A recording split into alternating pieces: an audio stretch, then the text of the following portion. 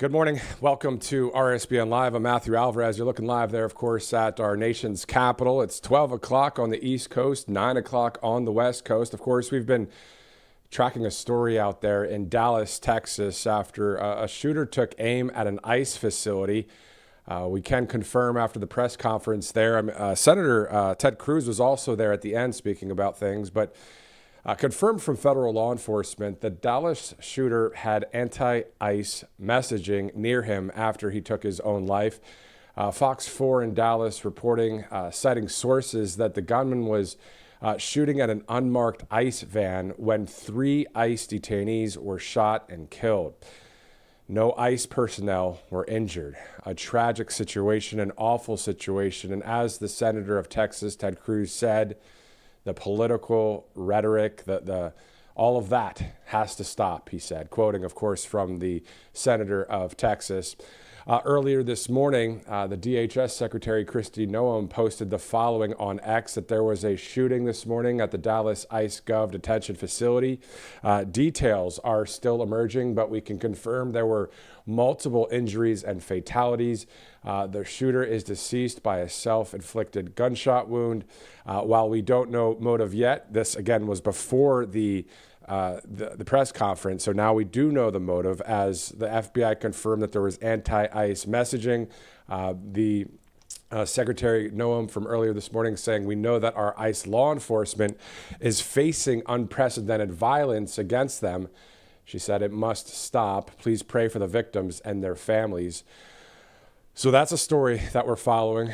Man, this has just been, 13 days since we lost Charlie Kirk to someone that is on the left side of the aisle. And then we see the same thing happening here, according to that press conference earlier. This is not something I would just speculate on. Sure, you could speculate in an op-ed and say, well, who was it, while we're waiting for details. But now we know. The FBI director, Kash Patel, posting a photo of some of the shell casings and the bullets, and it actually said anti-ICE, the words anti-ICE on there. So that's what happened this morning in Dallas. I was watching that story, just can't believe it. Again, something happening in our country. Again, the political rhetoric has to stop, as you guys know. I'll let the politicians and let those that are on the right side of history echo that out there, as I am a journalist. I report what's going on, and sure, we interject our opinions when we let you know, hey, this is an opinion editorial part of it,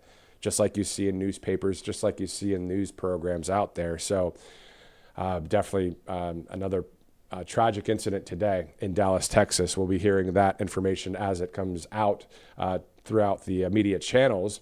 Also happening today, the vice president will be speaking in North Carolina to deliver a speech. We'll monitor that feed as well. So as that happens, whether the president, vice president is departing, maybe we'll be able to see Air Force Two, and also we'll be able to hear from the vice president. So at about, we're on the air for a few hours here today. So anything that comes across our desk here, we'll report it to you. In a little bit, joining us live will be Chris Shiblinski with the Immigration Accountability Project, a guy on the right side of history that will talk with us more about today's incident in Dallas, but also his update on what he's seeing out there when it comes to immigration and ICE and the mass deportation operations. Meantime, speaking of Customs, Border Patrol, and our military, they just released a video from their patrols that they did on September 21st, on Sunday, of course, at the late, great Charlie Kirk Memorial. And again, I posted this morning that September 21st, 2025 is a historic day in America. As you guys saw, you don't need me to say that. I mean, we're all saying that. We saw what we saw that day, and it is a turning point for our country. It was a powerful day that day. Well, outside of State Farm Stadium and outside of that area that we were having this memorial to honor God and to honor Charlie in an awesome way, as you guys saw, Customs, Border Patrol, and various federal law enforcement agencies were doing this. Check it out. I know it's need to pay your dues. Oh God, come back home. This crazy world is filled with liars and abusers. Need you now before we're too far gone. I hope one day they finally see the truth. God, we need you.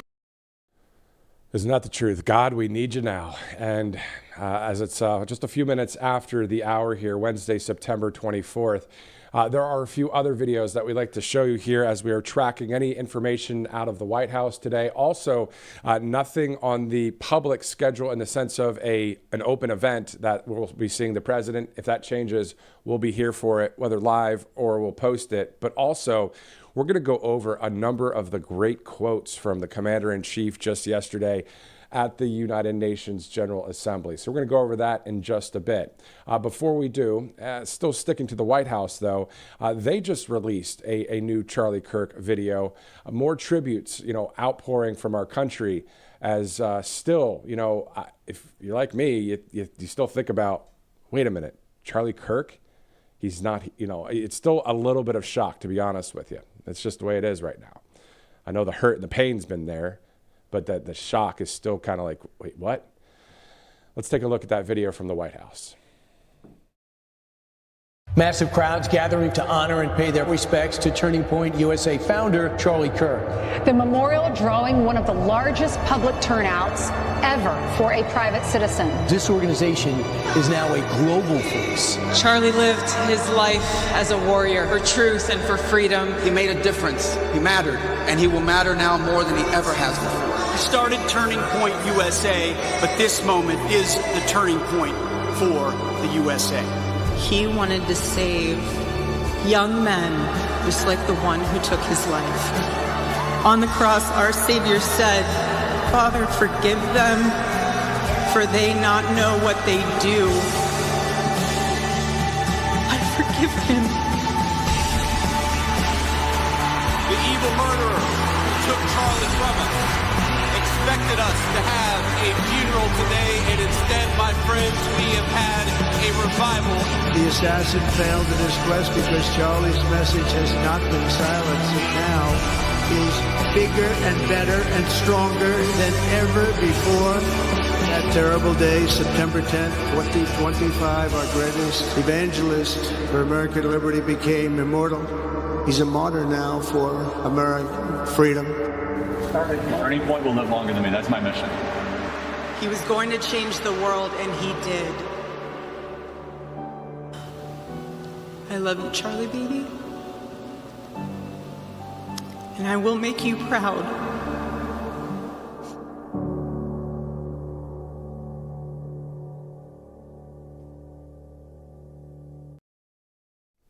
And that video just posted within the 24/7 news cycle. And on the top of my Truth Social feed, it says Sunday, September 21st, 2025, a historic day in America. And part of that video, it showed a guy looking straight up to heaven and pointing, wearing the white hat with the 47, the gold 47, some of those hats that Charlie threw out there at all of his events. And I'm pinning that truth there. Not for drama, but for the following statement that I'd like to share, which you guys already know, but it's so real. Sunday, September 21st, of course, was a historic day for our country. God was highly praised. The name of Jesus lifted high. The presence of the Holy Spirit was there. The late, great Charlie Kirk was greatly honored. We will never forget that day in this country. And let's take a look now at a video. In a second, we're going to take a video look at tvOS. They also posted something about Sunday. So we're going to look at that in just a minute. Of course, without our great sponsors here at this network, we wouldn't be able to show you all of the live events. And today, the vice president will be out there in North Carolina speaking. Let's go now to, as you see there, All Family Pharmacy.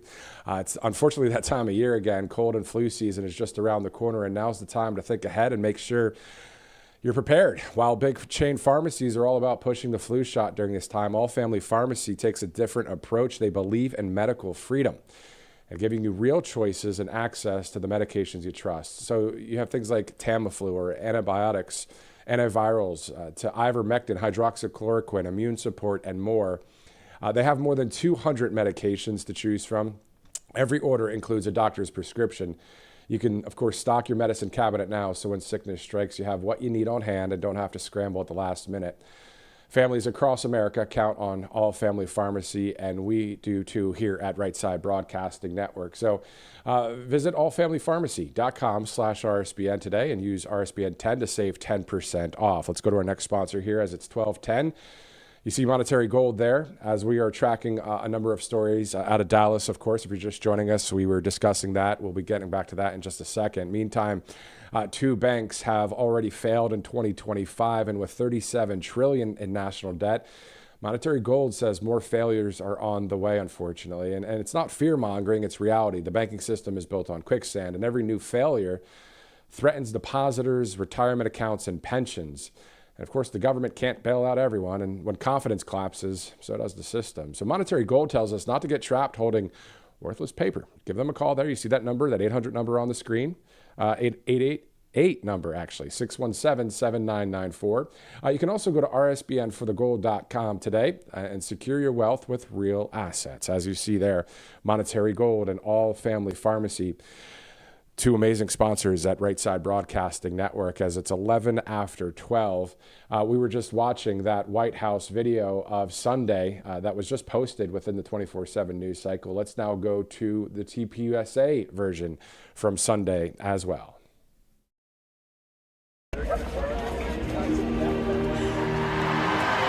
God bless all of you for coming here from all over the world to honor and celebrate my Charlie. After Charlie's assassination, we didn't see violence. We didn't see rioting.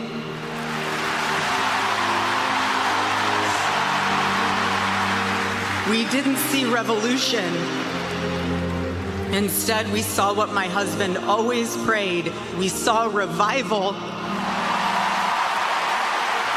Turning Point is alive and well. You're going to hear of what Charlie did, but I'm here today to tell you the why in what he did. The why brought him the courage. The why brought him the wisdom and the strength. The why is the one that Charlie wanted to welcome as the guest of honor. He's the King of Glory. He's the Prince of Peace. He's the Savior of the world. He's the living God.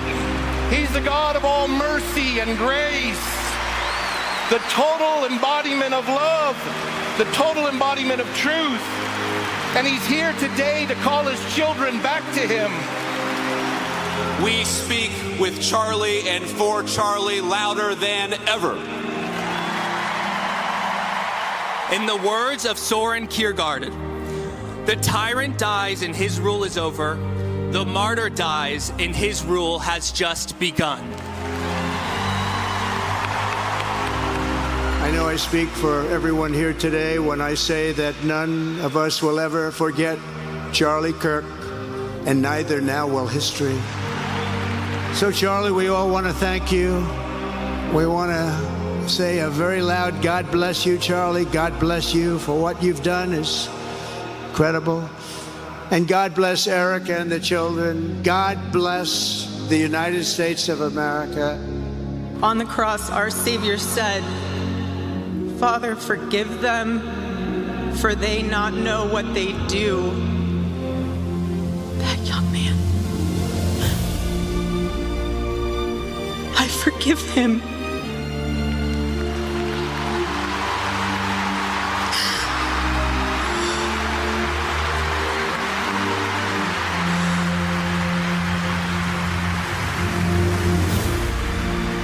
So I promise you today, every part of our work will become greater. I am tremendously honored to be the new CEO of Turning Point USA.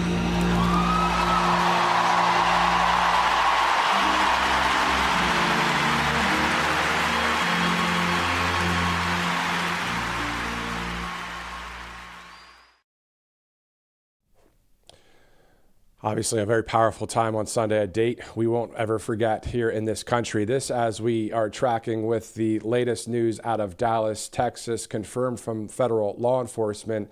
The Dallas shooter had anti-ICE messaging near him after he took his own life.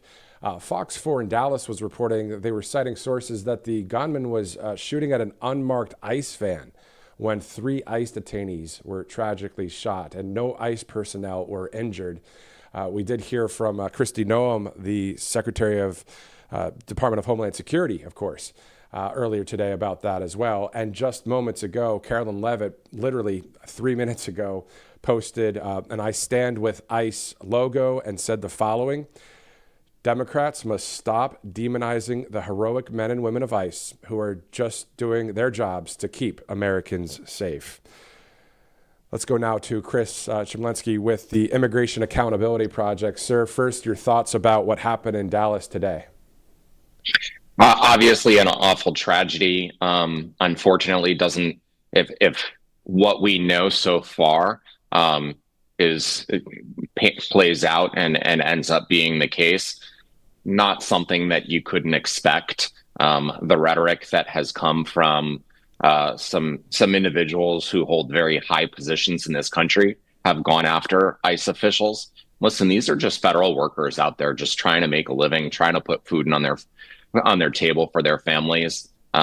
They're at ICE because they probably have some sort of military or law enforcement background. At the end of the day, they're just law enforcement officers. And again, they are federal workers.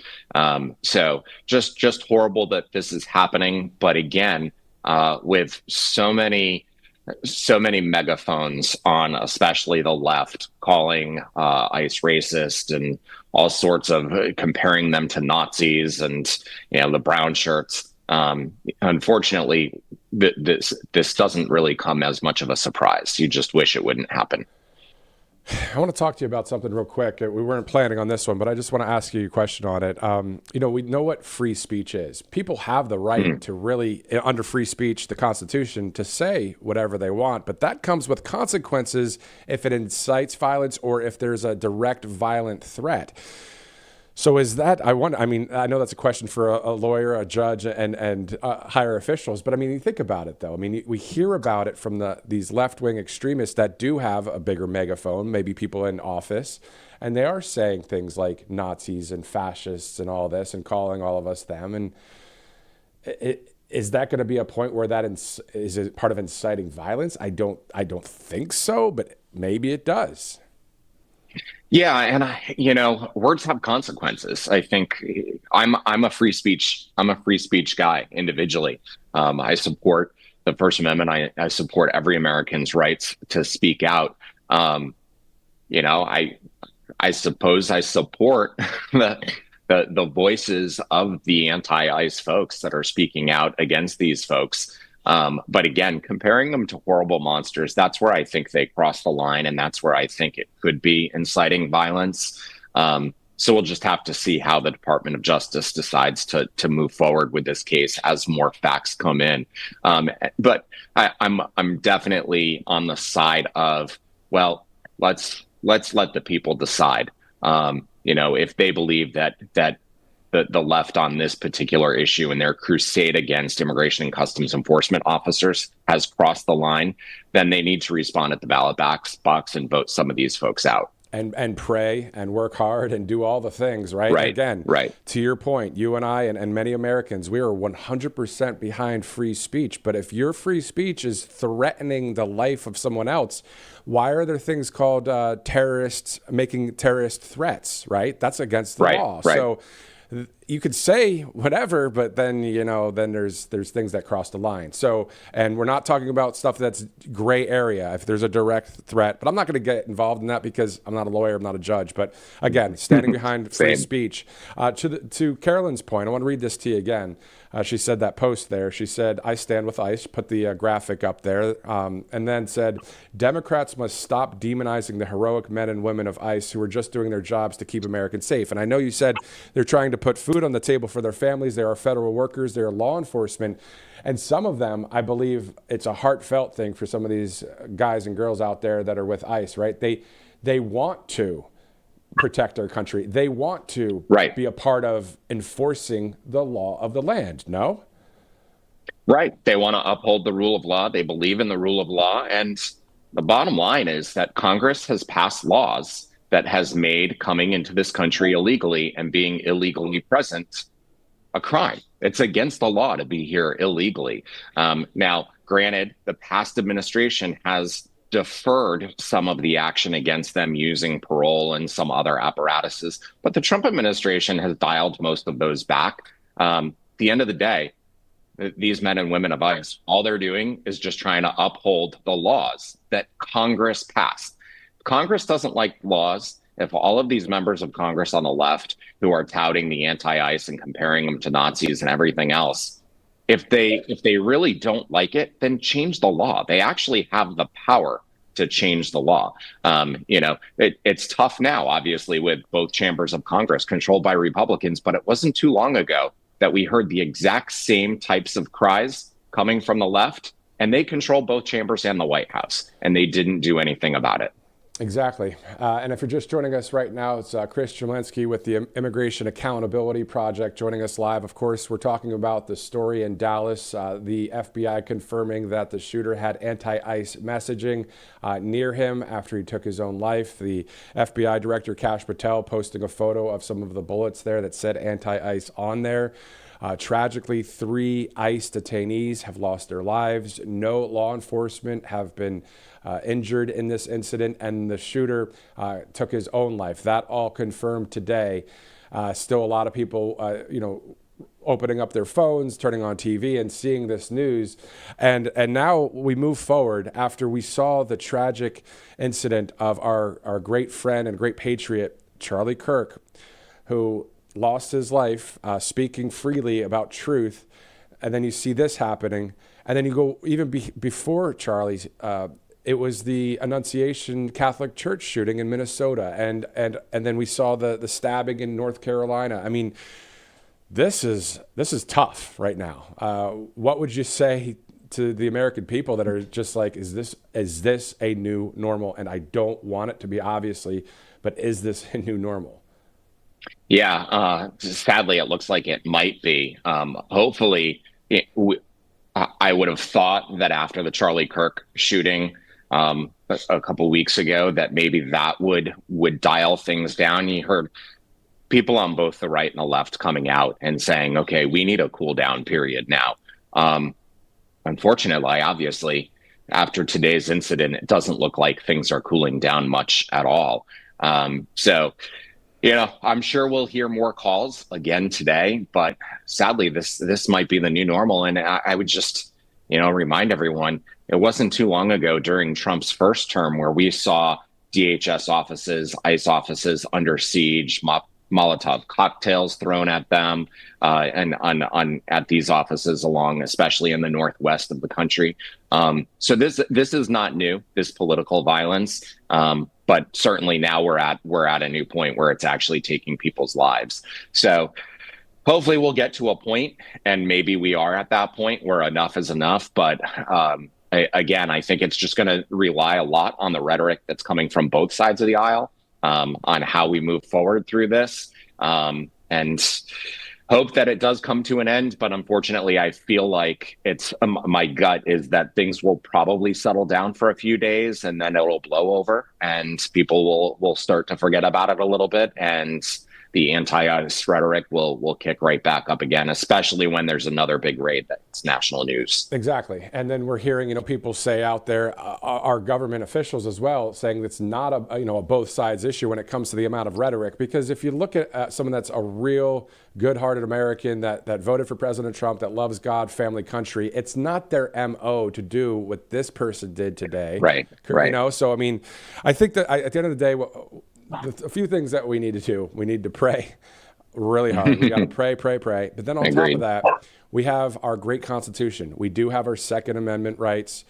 The third thing, and this is in kind of a random order, is to tone down that political rhetoric, right? On the left, I'm seeing a lot of it.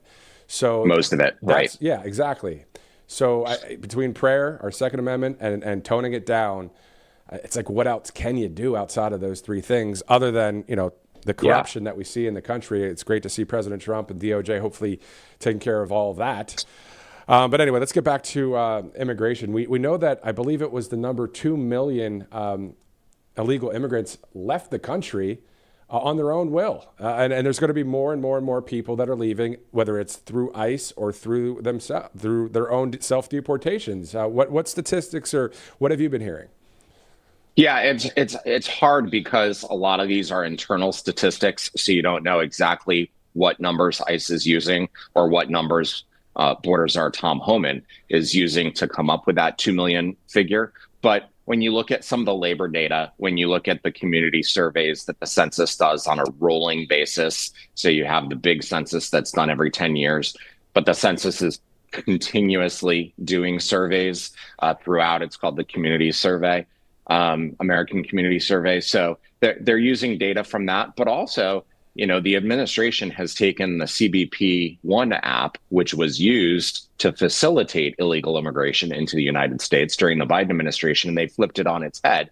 And now they're using it, allowing people to self-deport and maybe even receive some funds to pay for their transportation back home, should they use that app. So I'm sure they're using a combination of that data combined with BLS data, Bureau of Labor Statistics data, combined with the American Community Survey data, and coming up with this number. What I've seen already through that, the labor statistics, because that report comes out monthly, is it shows you how big the working age population here is in the United States based on their monthly surveys.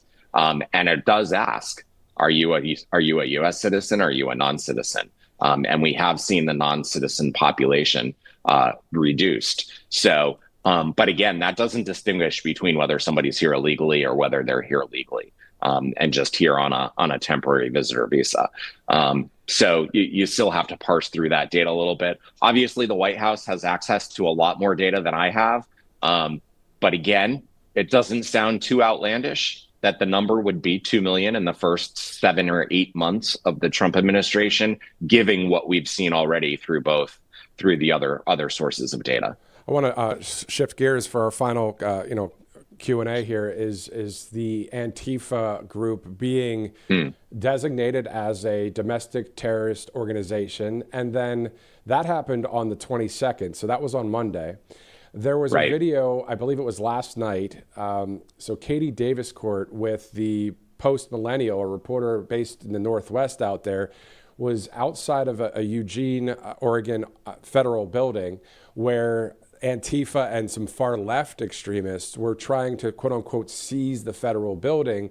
Well, some agents came out, fully, full military fatigue and that kind of thing, and started taking care of business. People that were throwing things and all that. Well, they took them and they got arrested, because you can you believe that? The cause and effect.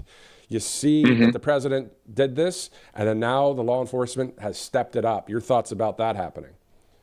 Yeah. And we know that Antifa was at least connected to, if not organized, some of those coordinated attacks on those federal buildings, particularly the immigration federal buildings, back during the first term of the Trump administration. Certainly they have it out for some of these federal bureaucracies that they just disagree with. The FBI will do its thorough investigation of today's shooting to see if there's any connection there between Antifa and ICE. But I think it just goes to show why President Trump made that declaration a few days ago and why he views Antifa as a threat. Exactly. And to your point there, I'm looking specifically for the part of the fact sheet from the White House talking about Antifa. I mean, I posted it online, but it's also to those that are funding this kind of group. So there's just a lot going on out there. What are your thoughts about this, Chris? Just in general, if you take a step back and you go 30,000 foot and you look down and see what's happening in our country, how do you feel? Yeah.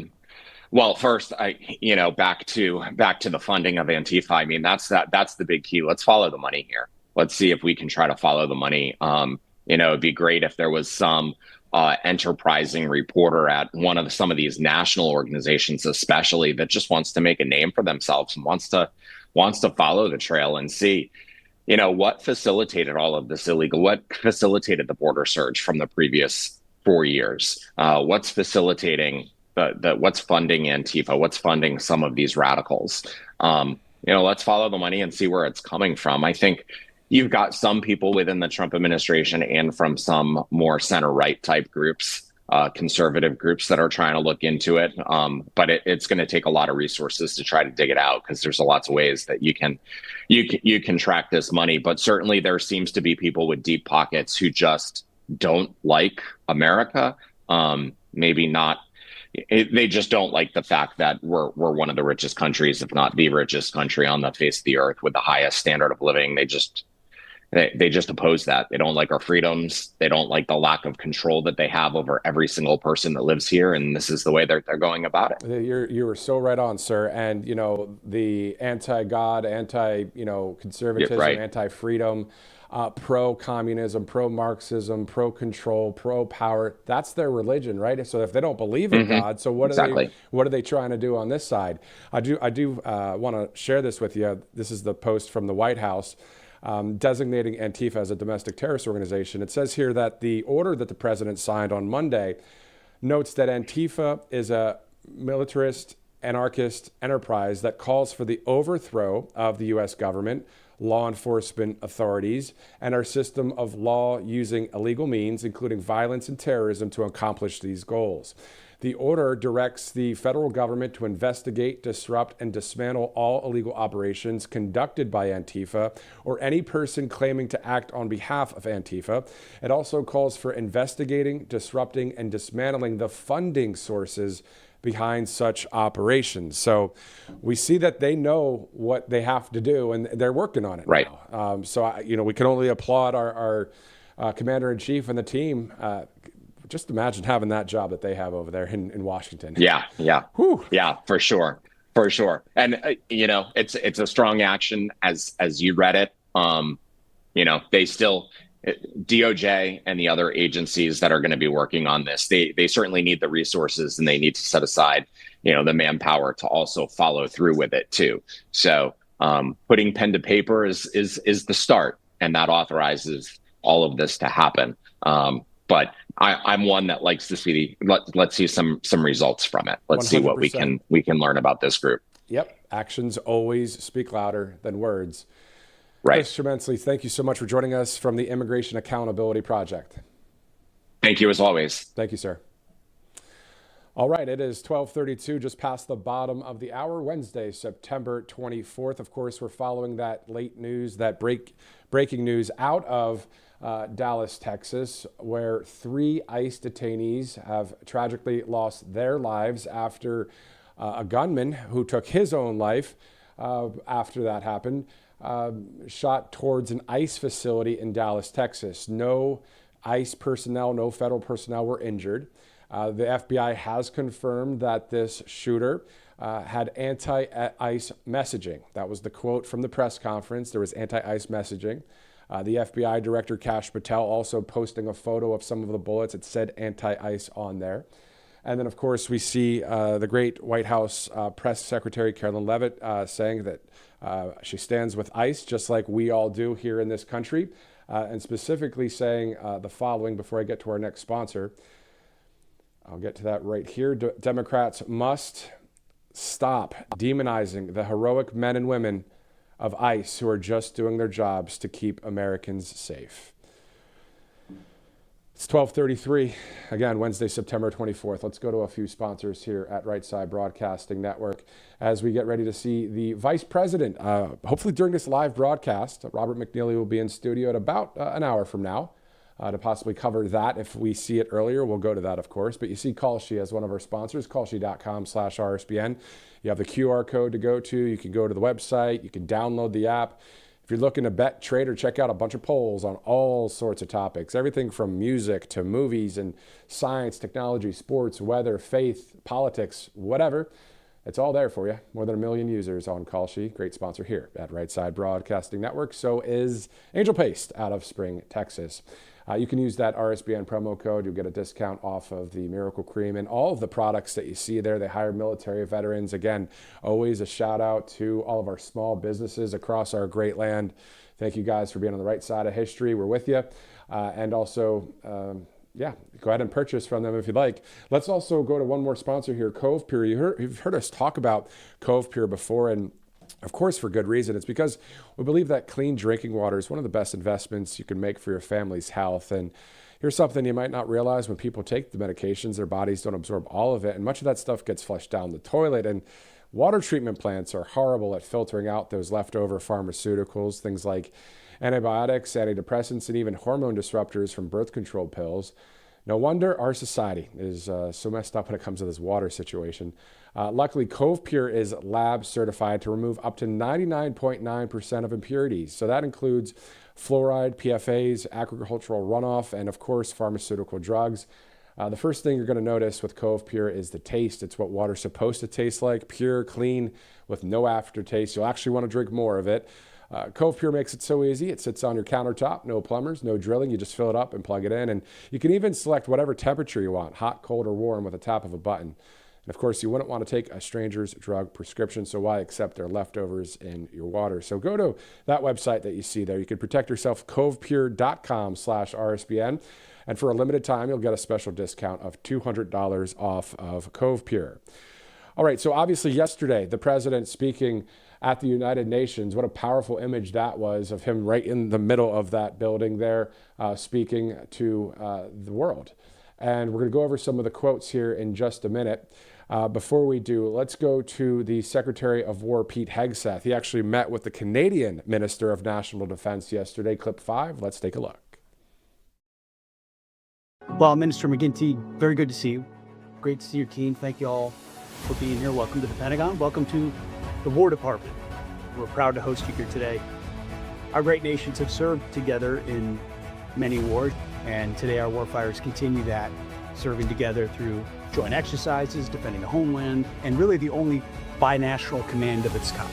The threats to North America require a strong U.S.-Canada defense relationship, there's no doubt. And I know Canada is committed. So thank you for coming. Look forward to our conversation, and I appreciate having you here.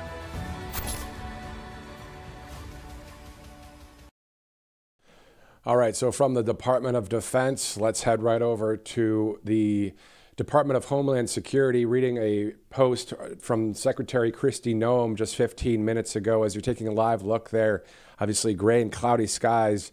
And that's the way it is right now. Let's be real about that in this country, especially after what happened in Dallas this morning. And of course, on September 10th in Utah, as we still will always remember and honor the life of Charlie Kirk. Secretary Kristi Noem said, "For months, we've been warning politicians and the media to tone down their rhetoric about ICE law enforcement before someone was killed. These horrendous killings must serve as a wake-up call to the far left that their rhetoric about ICE has consequences. Comparing ICE day in and day out to the Nazis, the Gestapo, the secret police, and slave patrols has consequences." This from Secretary Kristi Noem, posted 15 minutes ago on X. "The men and women of ICE are fathers and mothers, sons and daughters. They get up every morning to try and make our communities safer. Like everyone else, we just want to go home to our families at night. The violence and dehumanization of these men and women who are simply enforcing the law must stop. We are praying for the victims and their families." Now, this on the heels of what happened this morning, again in Dallas. The specifics that I heard from the FBI and during that press conference there with Dallas PD is that a lone gunman shot 3 ICE detainees. They have since died. Then we also heard that there were no injuries for any ICE personnel. We also heard that the gunman had anti-ICE messaging. And the FBI Director Kash Patel posted a photo of some of the bullets, and it said anti-ICE on there. We see that the political rhetoric, again, has to stop. We heard that from Senator Ted Cruz, who I believe was on the end of that press conference earlier today, speaking about that. So that's the latest from Dallas, Texas, as it is, again, 12:39, Wednesday, September 24th. At the top of the hour, I believe we'll have Carla Sands with the America First Policy Institute to talk to us about these incidents that are happening, but also the late, great Charlie Kirk and that memorial on Sunday, and also about the United Nations speech by President Trump. I mean, he had, 30 some odd meetings, it seemed, yesterday with world leaders. So there was a lot to cover here at Right Side. You saw some of that coverage, of course, with Robert McNeely, and then we'll be going to some of those quotes momentarily. Let's go to some of the final videos that we have to share with you before we continue on with our live programming here, again, as it's 12:40 now. Let's go to the U.S. Marshals. They are actually celebrating 236 years of existence. Let's take a look at that video. For more than 235 years, the United States Marshal Service has been a beacon of democracy, lighting the dusty and jagged trails towards a more perfect union through the pursuit of justice for all.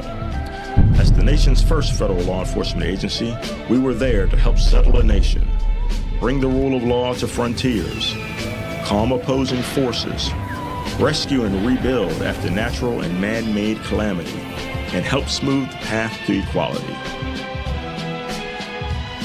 Every day, when new challenges arise, the Marshal Service is there to answer the call with dedication to our mission of justice, integrity, and service.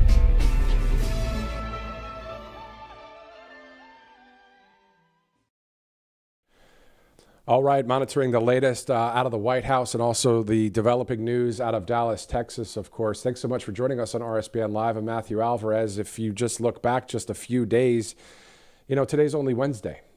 Sunday feels like, a year ago at this point, but it is something that will always be in our minds here on the right side of history, and hopefully have won some people, and hopefully as many people as possible from the left after that amazing move of God that we saw on Sunday and the honoring of Charlie Kirk. And, the vice president said, people came here expecting a funeral, but instead what they had was a revival. And you think about how powerful that was, honoring the life of Charlie Kirk in such a powerful way.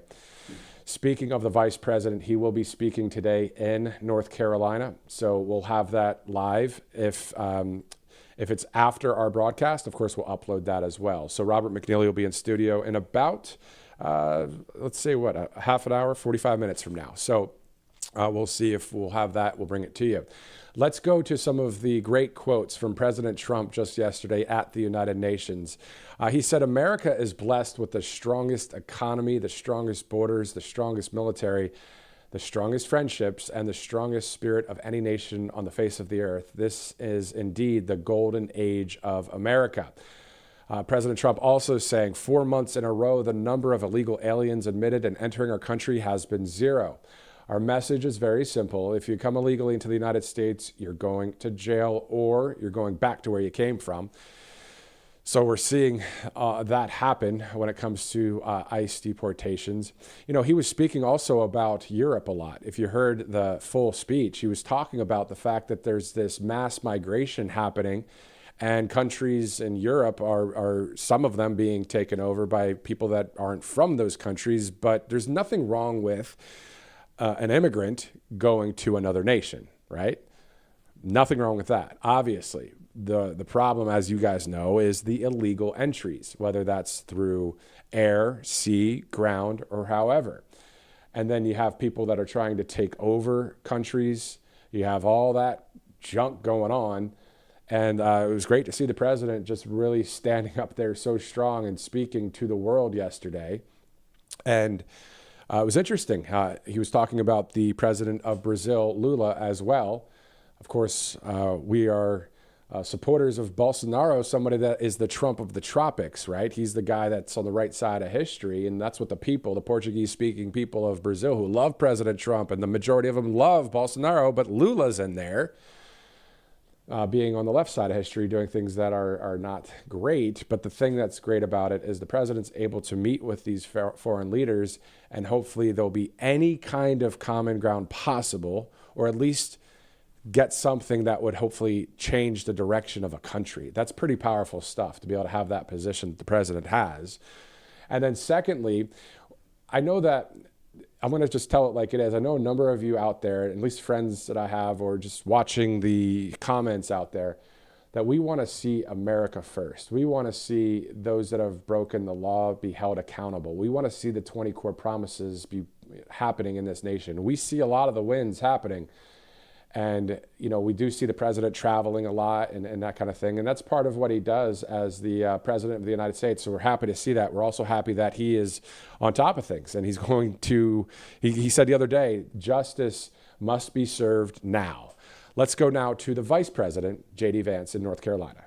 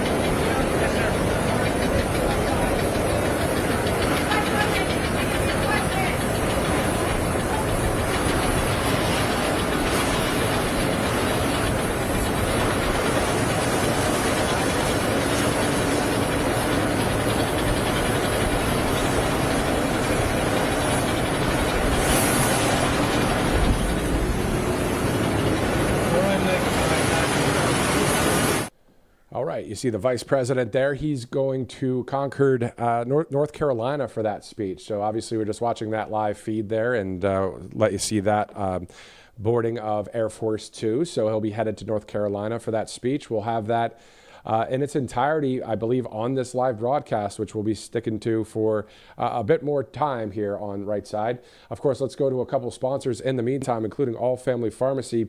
It's that time of year again where cold and flu season is just around the corner. And now's the time to think ahead and make sure you're prepared. The big chain pharmacies are all about pushing the flu shot during this time, and All Family Pharmacy takes a different approach. They believe in one thing, a great thing, medical freedom, and giving you real choices and access to the medications you trust. Things like Tamiflu, antibiotics, antivirals, ivermectin, hydroxychloroquine, immune support, and more. They have more than 200 medications to choose from, and every order includes a doctor's prescription. Stock your medicine cabinet now, so when sickness strikes, you have what you need on hand and don't have to scramble at the last minute. Of course, families from across this country count on All Family Pharmacy. We do the same here at Right Side Broadcasting Network. All you have to do is visit allfamilypharmacy.com/RSBN. Use that RSBN 10 promo code. You get that 10% off. Great company there. Always great to be able to get something like ivermectin, and you can get it pretty quickly, too, through places like All Family Pharmacy. Let's also go to the Patriot Addict Deals. Our sponsors there at Patriot Addict Deals just received a new shipment of the Trump combat knives. You can get 30% off by using the promo code there. These knives are selling for $69, and it goes down to $65 if you purchase a 3 bundle. On top of that, again, they're giving us that 30% off with that coupon code RSBN30. It's at 47knife.com. We're told that these knives are super high quality, durable, and amazing everyday carry and combat knives. Must have in every Trump supporter's knife collection. You can lock in your prices today before the deal ends, and the prices adjust to the market. So you can get your Trump knife at 47knife.com or just simply scan the QR code that you see on your screen. Again, this knife can be found only on 47knife.com. It's not available in stores. Again, you can scan the QR code on TV or just simply go to 47knife.com. Last time, we're told this product actually within hours after airing, they sold out. So you can get yours again at 47knife.com.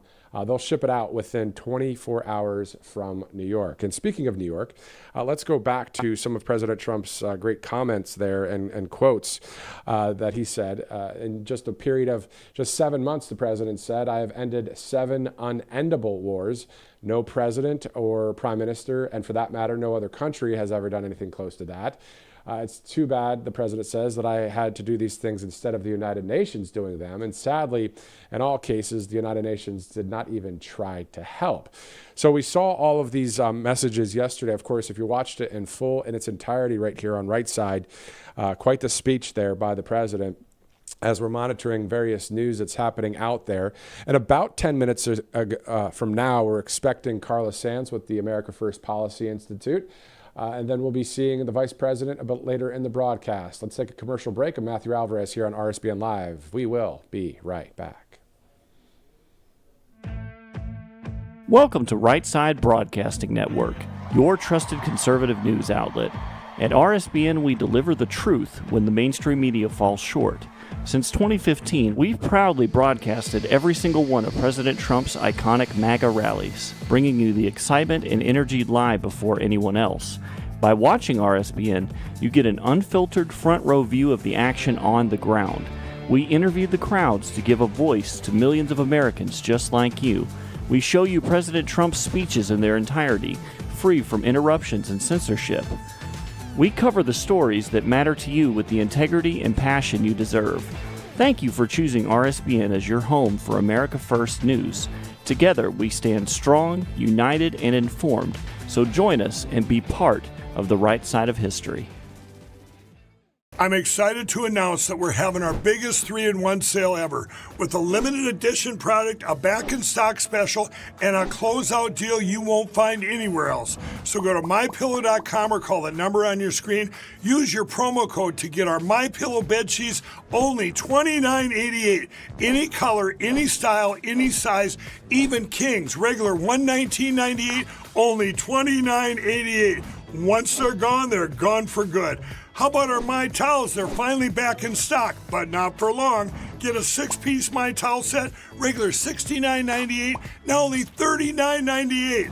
And for the first time and the only time ever, get our limited edition premium My Pillows. They're made with Giza cotton and designer gusset. Queen $17.98, Kings only $19.98. So go to MyPillow.com or call the number on your screen. Use your promo code to get the best offers ever.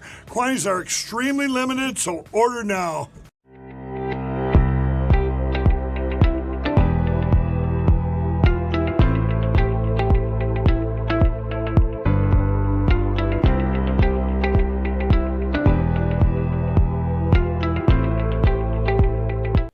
Welcome back.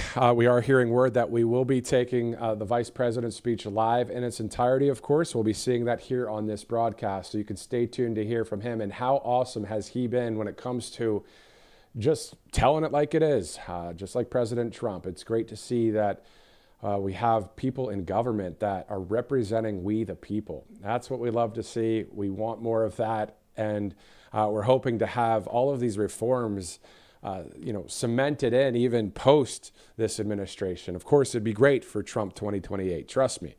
But we're hoping to have some great things happen in these next 3+ years. All right, so again, we'll be seeing the Vice President, that speech in its entirety. Also, at 4 o'clock Eastern, there's an all-family pharmacy special that's airing today.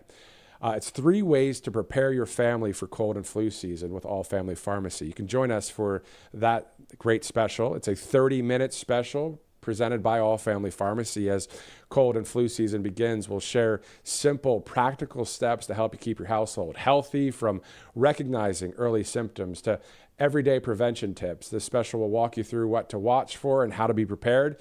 All Family Pharmacy is committed to helping families stay stocked and ready with trusted products and expert guidance, giving you peace of mind when illness strikes. So again, guys, that's at 4 o'clock Eastern today. Please join us here on Right Side Broadcasting Network. And of course, we'll be hearing from the Vice President, J.D. Vance, sometime within this broadcast. Also at about 1:30, there'll be the changing of the guard here at the network. Robert McNeely will be in on for his shift here, and I'm glad to be here with you right now at 12:54. My name is Matthew Alvarez. So glad you joined us here as we are monitoring a lot of news stories out there. And those of you that just joined us, we've been talking about the incident in Dallas, Texas. Of course, we heard from the FBI earlier that the shooter had anti-ICE messaging. We know that 3 ICE detainees were shot and killed. We know that no ICE personnel were injured. We also know, just from other reporting, Fox 4, the Dallas affiliate in Dallas, Texas, one of the reporters was saying, according to his sources, that this gunman was apparently trying to shoot at an unmarked ICE van when this tragedy unfolded today. And then, of course, the suspect took his own life. So a tragic day and an awful day to have to report this information to you guys. Trust me, I'd rather be talking about a number of other things, the wins that we see under President Trump, which we can actually do because we are seeing a number of wins out there. But we also are seeing from Carolyn Levitt and Kristi Noem about the stopping of the political rhetoric. We can maybe pull up one of those posts, whether it's Carolyn or whether it's Kristi Noem, as I pull them up on my phone here as well. You guys may have seen them out there. We know that Carolyn said this post about an hour ago, Democrats must stop demonizing the heroic men and women of ICE who are just doing their jobs to keep America safe. And then if you look at Secretary Kristi Noem, she said, for months we've been warning politicians and the media to tone down their rhetoric about ICE law enforcement before someone was killed. These horrendous killings must serve as a wake-up call to the far left that their rhetoric about ICE has consequences. So you can read that post in full on X, and also I'm sure it's on Truth Social, that great social media platform as well. Waking up this morning, I think it was about 7 Central, and then I look on the phone and saw that there was this incident happening in Dallas, Texas, and we were talking about, the fact that we're seeing since Minnesota where an 8-year-old and a 10-year-old were gunned down by someone on the far left. Then we saw what happened with the great late Charlie Kirk. And then we see this today, and it's just like, well, you pray, you work hard, you vote hard, you stop any kind of political rhetoric that's violent political rhetoric.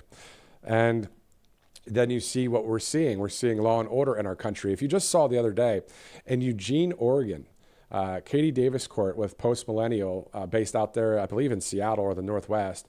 And she posted a video of Antifa and far left extremists outside of a federal building in Eugene, Oregon. And they were trying to, quote unquote, seize the building and do all this stuff to it or whatever. And so some agents came out. They were, all in military garb and law enforcement and all that. And were arresting some of these people for what they were doing.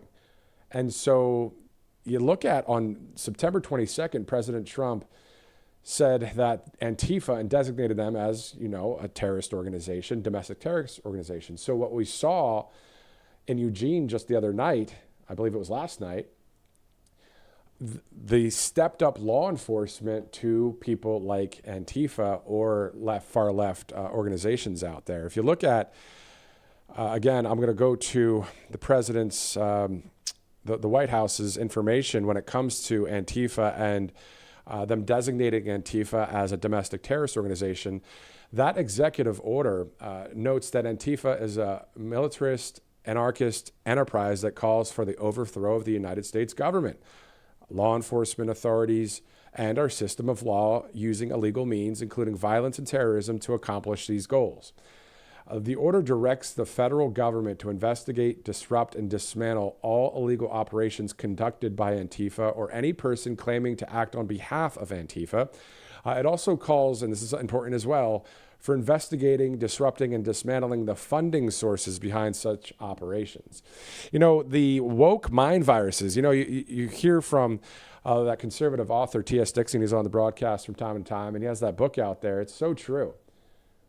The indoctrination and that brainwashing that people have out there. And what's really, really puzzling is, I know maybe some of you, I know I do, I've known over the years, people that would say they were a Democrat, which, what is the Democrat Party anymore, right? They would be good-hearted people, actually, good people. And I've worked with some in professional circles over the years in mainstream media. And it'd be surprising to think, well, why would their mind be so indoctrinated like that? How could you know what I mean? You scratch your head. You're like, wait a minute. These are good people. They are. But then they got brainwashed or indoctrinated. And they believed what the media was saying. They believed what was being told all across the institutions and some of those colleges out there. Indoctrination camps, as we've heard it be called by several people on the right side of history in office as well. So maybe what's been happening now is the line is being drawn so much that people are waking up in here And, a lot of them already have the good heart. And then there are, of course, the ones that are straight up evil in heart, in mind. And then you have these awful acts that are happening out there. The violent rhetoric has to stop. That you've been hearing that from the politicians and from people on the right side of history. All right, it is about 1 o'clock here, Wednesday, September 24th. I believe we'll have Carla Sands coming up any minute from now with the America First Policy Institute, as we do have to open up her mic there, Director. But in the meantime, let's go to mypillow.com/RSBN. Of course, you see there the 6-piece towel sets back in stock for $39.98. Great sponsor here at Right Side, as you guys know, more than 2,000 items to pick from. Also, if you're looking to just re-up on so many different products, you can do that and get that RSBN promo code. That always goes a long way. And of course, we love Mike Lindell. We love MyPillow here at Right Side. And I know many of you across the country, and those of you that watch around the globe, I know you like MyPillow as well. All right, 1 o'clock Eastern. Let's go to Carla Sands as soon as we do see that her join us on the broadcast here as we're looking live there at the White House. We're going to talk to Carla about a few things, including today's tragedy in Dallas and also Sunday's memorial and also the United Nations speech by President Trump. So, Carla, thanks so much for joining us once again here on Right Side. It's so good to be with you, Matthew. Thanks for having me on. Of course. Can you talk to us about Dallas, Texas today and the incident there? Your thoughts about this political rhetoric just keeps on, looks like causing all of these things to happen. Yes, Matthew, we have freedom of speech in the United States, but it's not legal. There's no freedom to incite violence. And so I think that we're going to have to look hard at this. Members of Congress, for instance, have special rights where they're allowed to say things that you and I can't say without consequences. They've passed those laws. I think that we have to look at that because a lot of the rhetoric that's so poisoning is actually coming from House and Senate members on the left. And I think they've crossed a line. There's always been combative language in politics.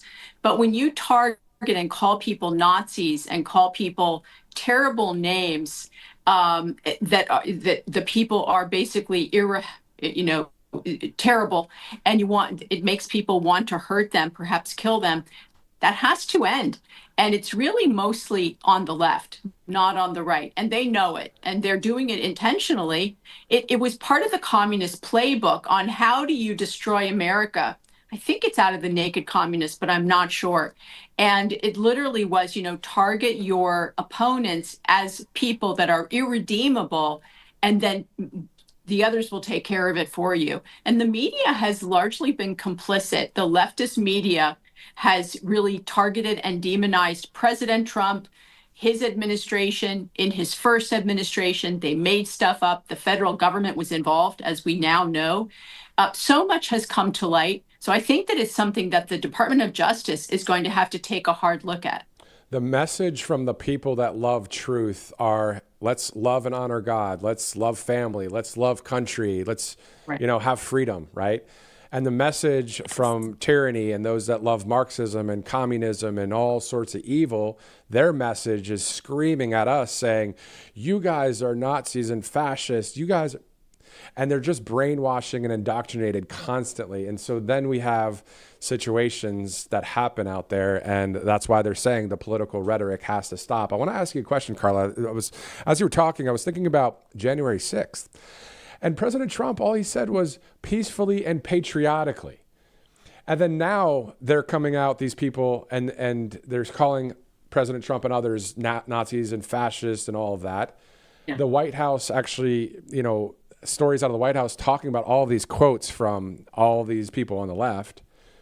Isn't it interesting, the difference there? Peacefully and patriotically, that's coming from President Trump. And then what we hear from those on the left out there, and then the media to echo this BS. And Matthew, it's pretty shocking how our political rhetoric in the United States has become like political warfare. On one side, you have hatred and a disdain for everything good and beautiful. I've seen videos of women on the left taking Tylenol while they're pregnant just to give it to Trump. I mean, the idea of that, when you see love. And if you think about Charlie Kirk's memorial service, it was about love. And when his widow, his beautiful widow, Erica, said, "That young man, I forgive him." And I get chills just saying it to you, because to be able to do that about 10 days after her husband was brutally assassinated in front of her and the world on camera, it's really, that is a God thing. And that is Christ within her. It's beautiful. And we can see the revival is happening all across the world. Every one of us needs to do our part to move this forward. I didn't see it coming. When RFK Jr. said, I was at a Republican Governors Association event about a month ago in Aspen, and he said the only thing that's going to save the United States is spiritual revival. And that's from RFK Jr. I said to myself, Lord, I just don't see that revival. I don't see it coming. A few weeks later, they kill our best, the one and only Charlie Kirk. And the revival that happened, I'm getting chills again, because it didn't diminish him. I think it was Stephen Miller that said, they thought they were murdering Charlie Kirk, but they made him immortal. Because all these young hearts, they feel that, and they are following, they're putting Bibles in their suitcases saying, I want to live like Charlie Kirk. Sunday was a historic day in our country. And to your point, Carla, fanning the flame of that, right? That's a good flame to fan, figuratively speaking, of people that are on the right side of history, that have the freedom of religion, freedom of speech, and all the good things. And we have to keep that memory of Sunday, but not only just keep it as a memory, actively, let's keep going. Let's keep praying to our God, and it doesn't have to be just at a church building, which is great. It could be just by yourself with God. You can just seek him, and you'll get so much strength and power by knowing that God is real. Let's talk about just that, Carla. I know that's not the most political question in the world, but isn't that true? Isn't it true? Yes. Yes. So he is a living God. And if you think about what Charlie Kirk did, he did what Christ did. He didn't ask people to come to him and come to church. He went to where they were. And I think that's part of being disciples, is we need to talk about him where we are and take the good news out. Yes, we need to attend church and have that church community, but it's so much bigger than church. Church is not the answer. The answer is Christ. And so to think about how he was like a modern day disciple, taking the good news and literally being willing to talk to anyone, that's what Christ did. And he also lost his life. He was murdered very young.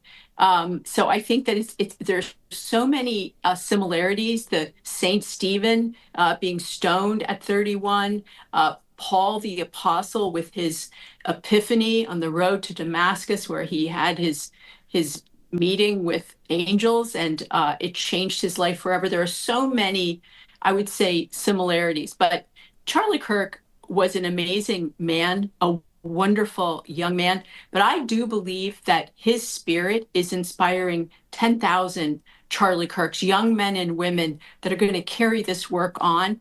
We don't even know the implications, but I do believe we're seeing a revival. Amen. And we're seeing the impact of this icon of freedom, Charlie Kirk, in our country and around the world, seeing all the images and vigils from all around the globe. And then also back to the memorial, really, I was going to say a shout out to the Secretary of State, Marco Rubio, talking about Jesus, that he didn't just die and stay dead. He rose again on the third day. And when Marco Rubio, the Secretary of State's talking about the resurrection, I'm like, man, what is happening? And it's not like I didn't expect it. It's just the fact that you have these government officials speaking the gospel of Jesus. It was powerful.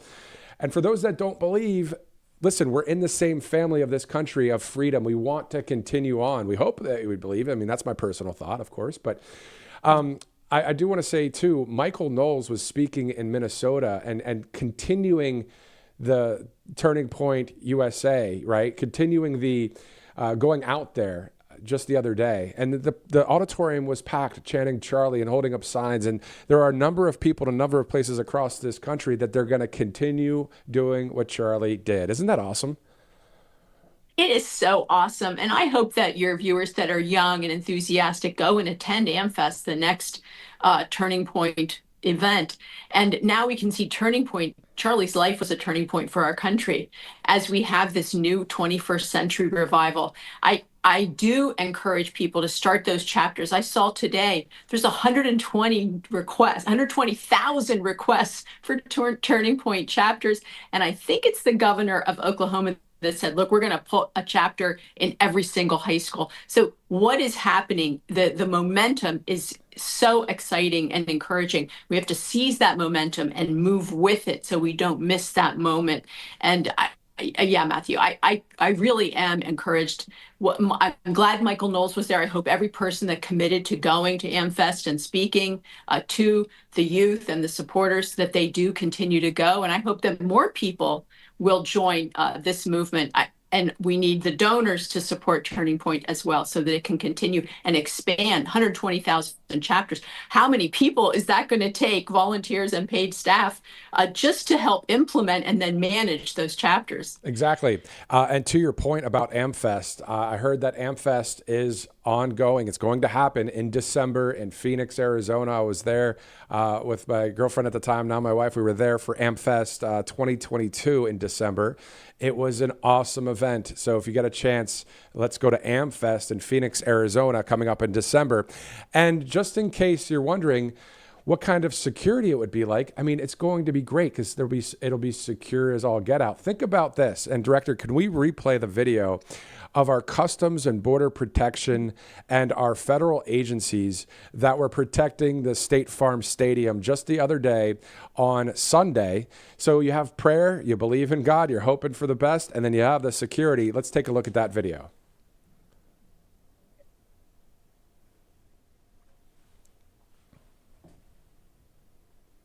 To honor and pay their respects to Turning Point USA founder Charlie Kirk.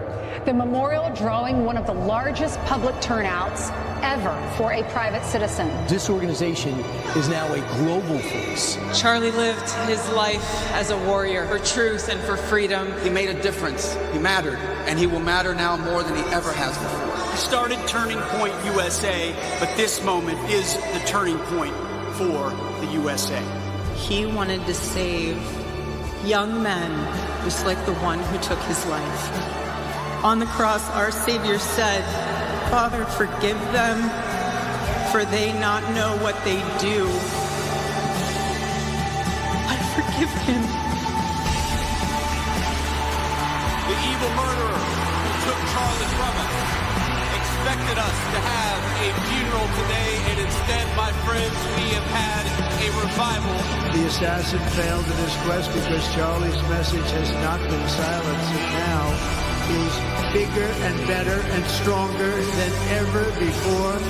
That terrible day, September 10th, 2025, our greatest evangelist for American liberty became immortal. He's a martyr now for American freedom. Turning Point will live longer than me. That's my mission.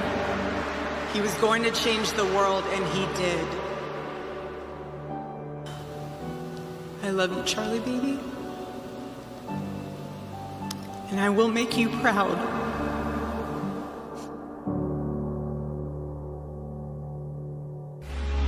I know it's fun, but get ready to pay your dues. Oh God, come back home. This crazy world is filled with liars and abusers. We need you now before we're too far gone. I hope one day they finally see the truth. God, we need you. All right, so pretty powerful stuff there. The kind of tribute video from the White House. Then you see Customs Border Protection out there. I mean, what a perfect day that was. And let's have more perfect days, right, Carla? Yes, the leader of the free world was there with almost his entire cabinet and so many congressmen and senators. It was wonderful that they were secure, and that is a testament to our great first responders. Exactly. I mean, again, the vice president saying people expected a funeral. It was a revival. I believe that's a celebration to Charlie Kirk's life. It was such a beautiful honoring and paying respects for Charlie and of course, lifting up the name of Jesus. It's just so awesome. Let's shift over finally before I let you go. Thanks again, Carla, for hanging with us here. The United Nations, of course. President Trump yesterday speaking, the great speech there. Your thoughts about that speech and also any involvement with you at the UN? Sure. Thank you so much, Matthew. And just to comment on the prior segment, I have not in my lifetime seen a faithful presidency and cabinet and government that is so faithful in my lifetime. I've never seen such a thing. It's truly amazing. So I'm so encouraged, if you will. But I also was at the UN with thousands of Iranian patriots. And these folks, they want freedom, they want democracy, they want to be out from under the thumb of the mullahs, the evil mullah regime that's torturing and killing citizens in Iran. And if there's one thing I could say for these folks, it is that stay strong, advocate for your interests. It's so urgent and important. And if the people will rise up, I think change will come, because we can see that this regime, the mullah regime, is weak. It's weaker than we realized when we saw President Trump and Israel go in and really defeat so many capabilities, and Israel taking out Hamas, the Hezbollah being, I would say, strongly diminished, and then the Houthi rebels also diminished because of Israel's strong response to them. So they have a 10-point plan. They want democracy, free and fair elections, equality among the sexes. They want equal opportunity in employment, in civil life. They want to be non-nuclear and a peaceful country. All these things are so encouraging and exciting. It's the NCRI, the National Council of Resistance of Iran, and their president-elect is Maryam Rajavi, and she's been at this for decades. So this is a wonderful organization that I hope will make progress in getting the leaders of our democratic nations around the world to support them. It sounds like the people of Iran, the ones that are part of that free world out there, want the United States Constitution to be a part of their country. I mean, that's really what it looks like. And finally, Carla, I mean, just that fact there of it is the free world versus tyranny, isn't it? And my buddy said the other day, he's like, it's the 800 versus the 8 billion. Isn't that true? It is true. And God bless those people and others around the world that are under oppression today. President Trump showed that he is a force for good, advocating for those people to have freedom and to stop the tyranny of the global government that the UN is trying to implement. You saw them try to sabotage him on the escalator, sabotage him with his teleprompters, and then lowering his microphone. They don't want the world to hear the strong America First message of President Trump. They were trying to censor the leader of the free world. They hate the truth so much that they're trying to mess with him. But here's the thing. You can't mess with Donald Trump. You really can't. I mean, he's such, you know what I mean? You just can't mess with him. He's been through the fire, Matthew. Yeah, exactly. He just goes right through it, and he's like, I'm still here, and I'm going to do a speech. Man, it's awesome. Carla Sands with the America First Policy Institute. Thanks again for joining us. Thanks, Matthew. Great to be with you. You too. Bye. All right. It is 1:18, Wednesday, September 24th. We're awaiting the speech from the Vice President of the United States, J.D. Vance. He's headed to North Carolina. We'll have that speech in its entirety. I have about 12 minutes left here on this side of the broadcast. Then, of course, we'll do the changing of the guard, the shift change. Robert McNeely will be in at 1:30 to about 3 o'clock or even further than that. It just depends on when we'll hear from the Vice President. Looking forward to hearing that speech today on the heels of what just happened in Dallas. As you guys know, that tragic story there, we're going to go over some of those details in just a second. In the meantime, all of what you see here when it comes to the live White House picture, and then, of course, over there in North Carolina for the Vice President, all costs money, of course. So if you want to donate, please do. rsbnetwork.com/donate or text RSBN to 801-801. Also, if you'd like to do the snail mail route, which some do, and they like to send cash or checks, we're told that a number of donors send monthly, which is awesome. And if you'd like to at least send a check or start doing that monthly, great. You can mail us that at a P.O. box there. So it's 1550 Opelika Road, Suite 6, Box 344, Auburn, Alabama 36830. All right, let's go to monetary gold quickly here as I check out my various scripts. Two banks, unfortunately, have already failed in 2025, and with $37 trillion in national debt, monetary gold says more failures are on the way, and it's not fear-mongering, it's reality, unfortunately. The banking system is built on quicksand, and every new failure threatens depositors, retirement accounts, and pensions. The government can't bail out everyone, and when confidence collapses, so does the system. Monetary gold tells us not to get trapped holding worthless paper. You can call that number you see right there on your screen, the 888-617-7994. You can also go to rsbnforthegold.com today and secure your wealth with real assets that don't depend on politicians or banks. All right, so we're about 10 minutes from the bottom of the hour. I'm Matthew Alvarez. This is RSBN Live. We're going to go over the latest news that we're tracking out of Dallas when we return here on RSBN. Welcome to Right Side Broadcasting Network, your trusted conservative news outlet. At RSBN, we deliver the truth when the mainstream media falls short. Since 2015, we've proudly broadcasted every single one of President Trump's iconic MAGA rallies, bringing you the excitement and energy live before anyone else. By watching RSBN, you get an unfiltered front row view of the action on the ground. We interview the crowds to give a voice to millions of Americans just like you. We show you President Trump's speeches in their entirety, free from interruptions and censorship. We cover the stories that matter to you with the integrity and passion you deserve. Thank you for choosing RSBN as your home for America First News. Together, we stand strong, united, and informed.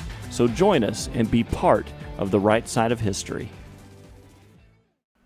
Hey y'all, it's Silk from the Diamond and Silk Chit Chat live show. Look, don't forget to check me out right here on RSBN Network. Be sure to watch the show on Right Side Broadcasting Network, and I want you to support Right Side Broadcasting Network. Yes, it's imperative that you do so, okay? I look to see y'all soon.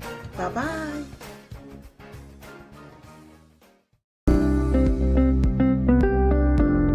allfamilypharmacy.com/RSBN. You can scan that QR code now, RSBN10. That is the code, easy to remember, for 10% off. This is ivermectin, hydrochloroquine, antibiotics that will save you and yours from bacterial and viral infections, NAD+, and much, much more. 200 essential medications and emergency medical kits, the meds you trust delivered to your door.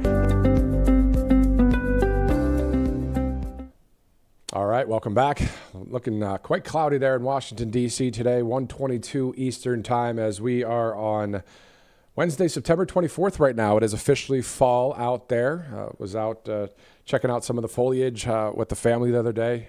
Beautiful time of year, but man, there's a lot of tough stuff going on out there, as we know. We're tracking those developing news out of Dallas, of course. We saw that the FBI confirmed that the Dallas shooter had anti-ICE messaging near him after he took his own life. That was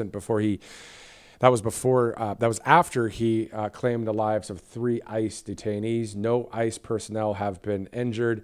We also know that the vice president will be speaking in North Carolina. I'm sure he'll be talking about that as well. That'll be within this broadcast. Robert McNeely about to take over here in just a minute. But in the meantime, before that happens at 1:30, on Rapid Response 47, there's a number of posts that I'm looking at on True Social right now. If you'd like to follow along, if you're watching on a TV or a laptop or something, if you want, you just go to the Rapid Response 47 page.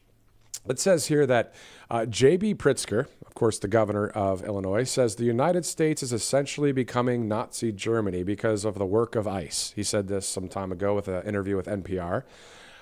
Rapid Response 47 saying Democrats at every level routinely demonize ICE agents with no regard for the impacts of such dangerous rhetoric. Last month, according to Rapid Response 47, Democrat Representative John Larson said and screamed about ICE agents being the SS and the Gestapo. Why don't we actually play this right now on my phone? You can listen to it right here. This is not Germany. That's the SS and the Gestapo. This is the United States of America. Unmask yourselves. So that's an example, of course, that we've been hearing from the extreme left. They just want to terrorize. They want to destroy. They want to take down. And most likely someone like that probably hates God. We got to tell it like it is, right? And freedom and President Trump and we the people and the majority of the country. It's just awful. But the political violent rhetoric's got to stop, as you guys have been hearing by so many people, including Kristi Noem today, Carolyn Levitt. President Trump, of course, has said that. Vice President J.D. Vance has said it. So we'll hear from the vice president in just a bit. In the meantime, let's change things up a bit. Let's go to tvOS once again as we get ready to go to our next half of our broadcast. Again, the vice president will be speaking in North Carolina. So for now, my name's Matthew Alvarez. Coming up next, Robert McNeely will take over. Let's go to tvOS, their great video from what a powerful day it was on Sunday, September 21st, 2025, a day that is historic in our country and I believe is a real turning point for the United States. Let's take a look.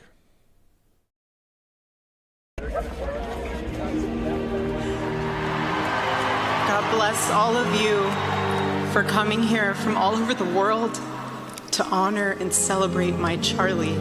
After Charlie's assassination, we didn't see violence. We didn't see rioting.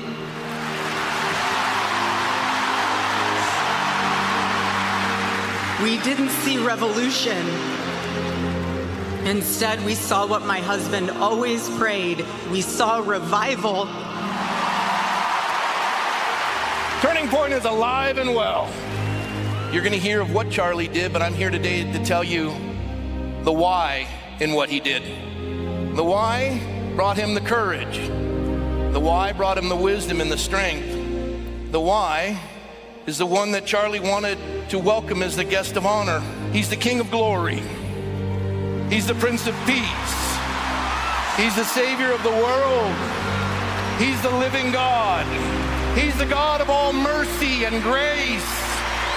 The total embodiment of love. The total embodiment of truth. And he's here today to call his children back to him. We speak with Charlie and for Charlie louder than ever. In the words of Soren Kierkegaard, the tyrant dies and his rule is over. The martyr dies and his rule has just begun. I know I speak for everyone here today when I say that none of us will ever forget Charlie Kirk, and neither now will history. So, Charlie, we all want to thank you. We want to say a very loud God bless you, Charlie. God bless you for what you've done is incredible. And God bless Eric and the children. God bless the United States of America. On the cross, our Savior said, Father, forgive them, for they not know what they do. That young man, I forgive him.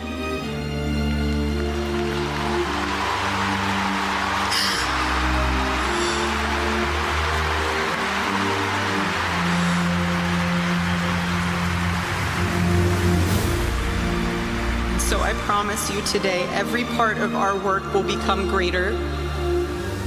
I am tremendously honored to be the new CEO of Turning Point USA.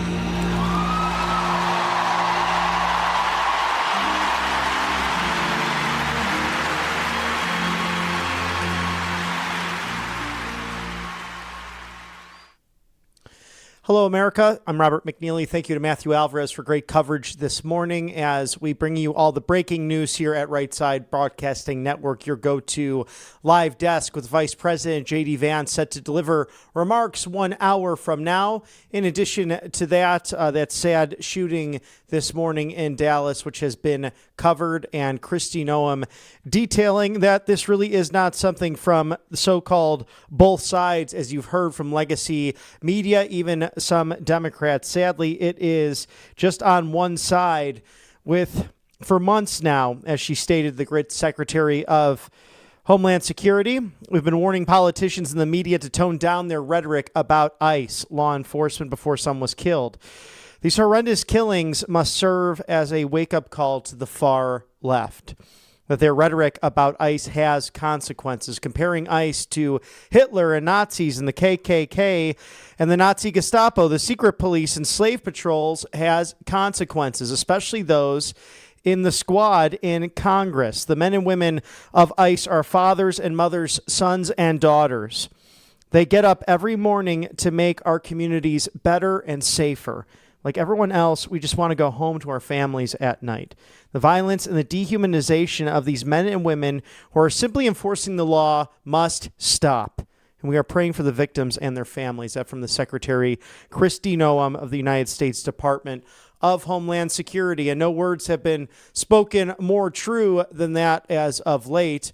And President Trump laying down the law as well at the United Nations General Assembly. In fact, the 80th edition of that organization just yesterday, meeting bilaterally with the president of Argentina, endorsing him for another term, also with French President Emmanuel Macron, to the president of Uzbekistan and countless other Middle Eastern nations as well in multilateral meetings to push the peace through strength and the MAGA 2.0 agenda roughly 250 days into this second term. His speech was about sovereignty. It was about peace. It was about the ending of biological weapons. It was about the fact that Iran should not have a nuclear weapon. Also, the fact that Venezuela, if they send their worst, if they send drug traffickers peddling and trafficking poison into the United States of America, they will be shot down. Their boats will be destroyed because many of these poisons can kill hundreds of thousands of individuals, mostly young Americans.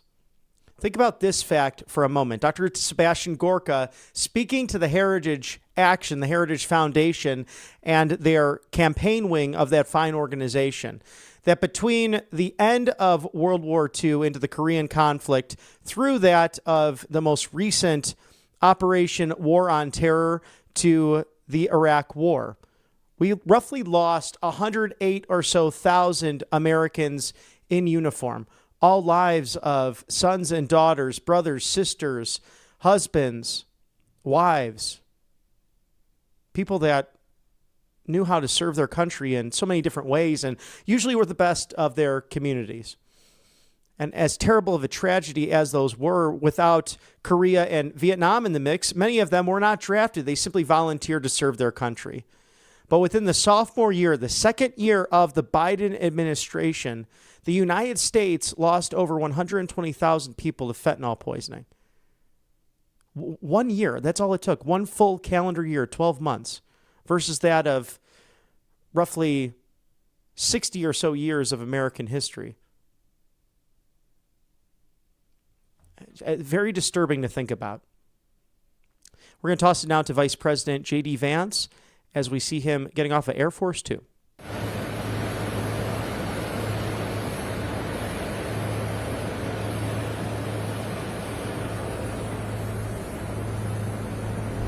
All right, guys, let's roll.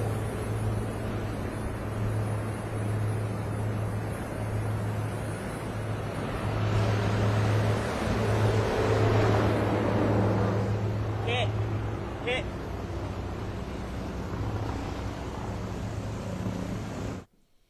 And the vice president in Concord, North Carolina today, the Tar Heel State, to give a speech on all of the tax breaks, all of what's happening through the One Big Beautiful Bill and the future legislative agenda of this country. And our thoughts and prayers with the great vice president as he spoke in that in the last 2 weeks he has not talked so much about Jesus since the death of the late, great Charlie Kirk 14 days ago today.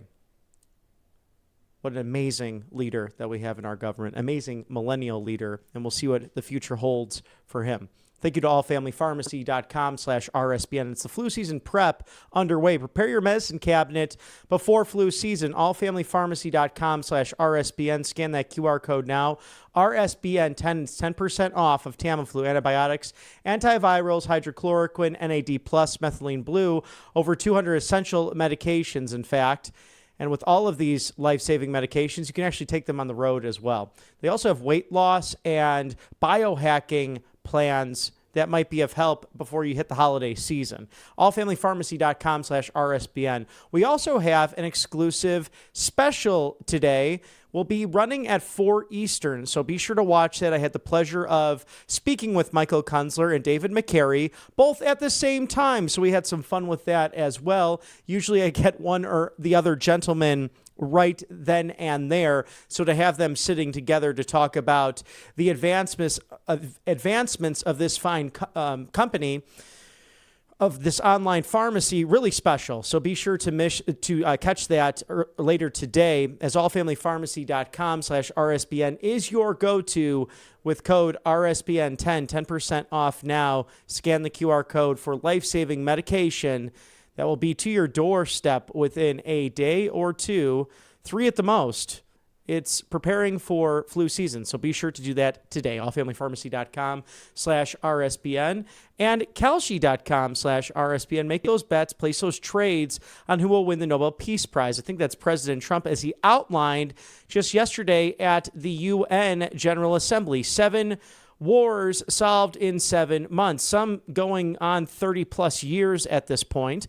Will President Zelensky meet with President Putin before January? President Trump meeting with the Ukrainian leader just yesterday in a bilateral meeting. And as Caroline Leavitt, the press secretary, put it, he has frustrated the president with both of these leaders. They've both gone against their words. They both have tremendous hatred for one another. Not saying it's not justified, but at the same time, they have caused the death of millions of people with Putin's invasion of a sovereign Ukraine. It has to come to an end, and President Trump has been the most consistent on this, that he wants the killing to stop. So Kalshi will ask you about all this. You could trade and bet on these important questions affecting the world and the United States, but also fun stuff like the World Series. Who will win? Will the Dodgers repeat that with our Chicago Cubs? Will Charlie Kirk's Chicago Cubs come on through nearly a decade after they won, after waiting 108 years for the championship? Oh, what a great way to remember Charlie. With a victory this fall. We'll see what happens there. Music, sports, politics, culture. It's all at Kalshi.com/RSBN as we are breaking the latest news to you here on Right Side Broadcasting Network, your go-to live desk for everything happening inside and outside of the Beltway on a cloudy, overcast day in Washington, D.C. It's hot and sunny here in the Sun Belt, in the loveliest village on the plains. We could do some recaps right now of that UN General Assembly speech in case you missed it yesterday from President Trump. And this speech highlighted by, at Rapid Response 47, just what is being focused on right now, and someone who is unafraid to speak truth to power, especially with the failures of those United Nations. If we have number 2, Mr. Producer, ready to flow on this one, it is the UN funding problems and why they seem to say one thing and then not do the other. President Trump has promises made, promises kept, but for this global body, they seem to be breaking a lot of promises. Not only is the UN not solving the problems it should, too often, it's actually creating new problems for us to solve. The best example is the number one political issue of our time, the crisis of uncontrolled migration. It's uncontrolled. Your countries are being ruined. The United Nations is funding an assault on Western countries and their borders.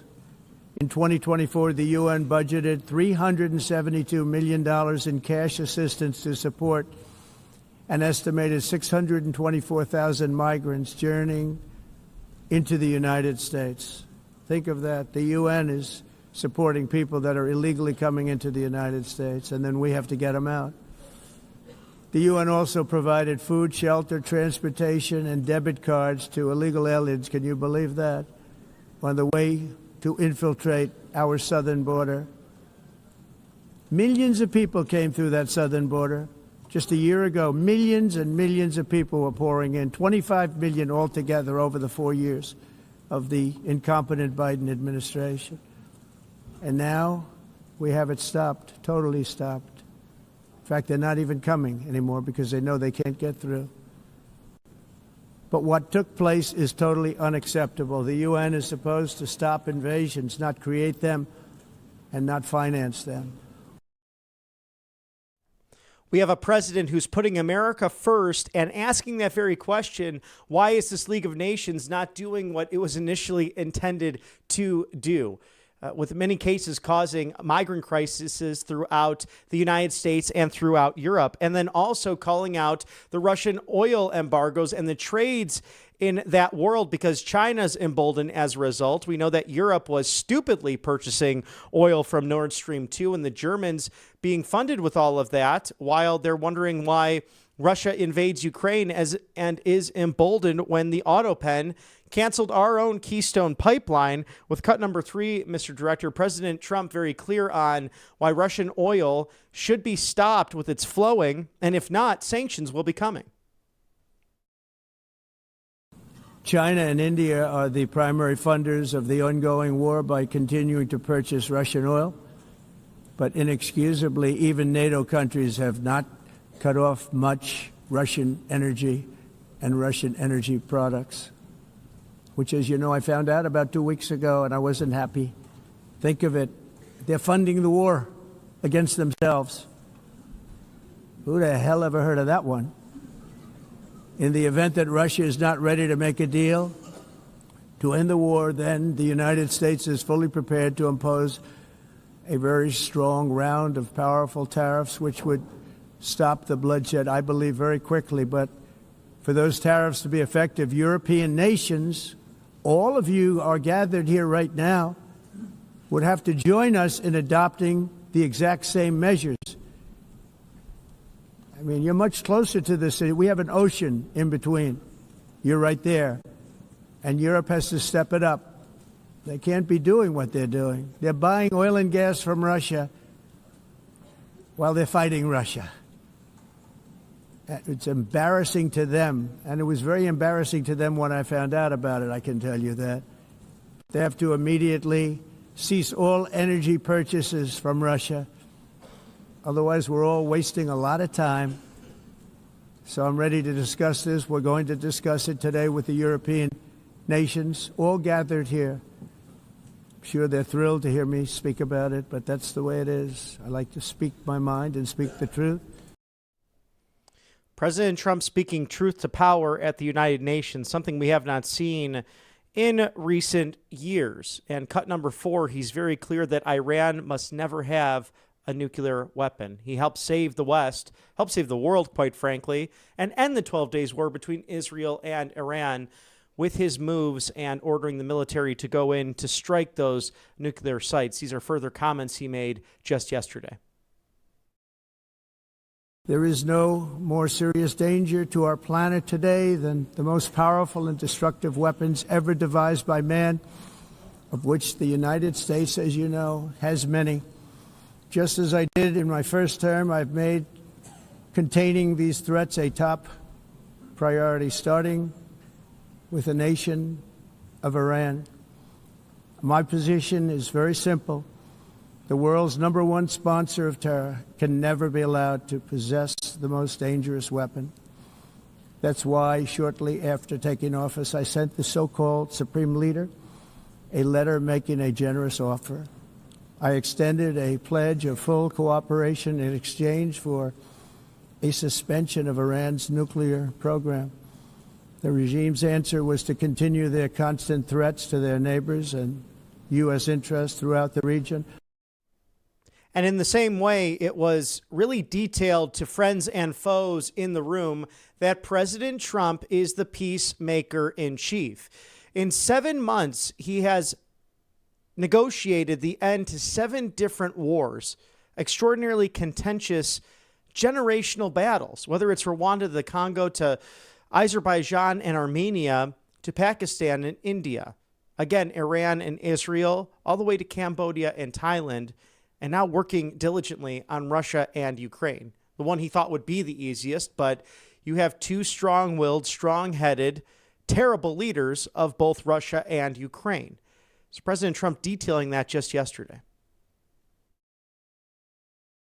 Likewise, in a period of just 7 months, I have ended 7 unendable wars. They said they were unendable. You're never going to get them solved. Some were going for 31 years, two of them, 31, think of it, 31 years. One was 36 years. One was 28 years. I ended 7 wars. And in all cases, they were raging with countless thousands of people being killed.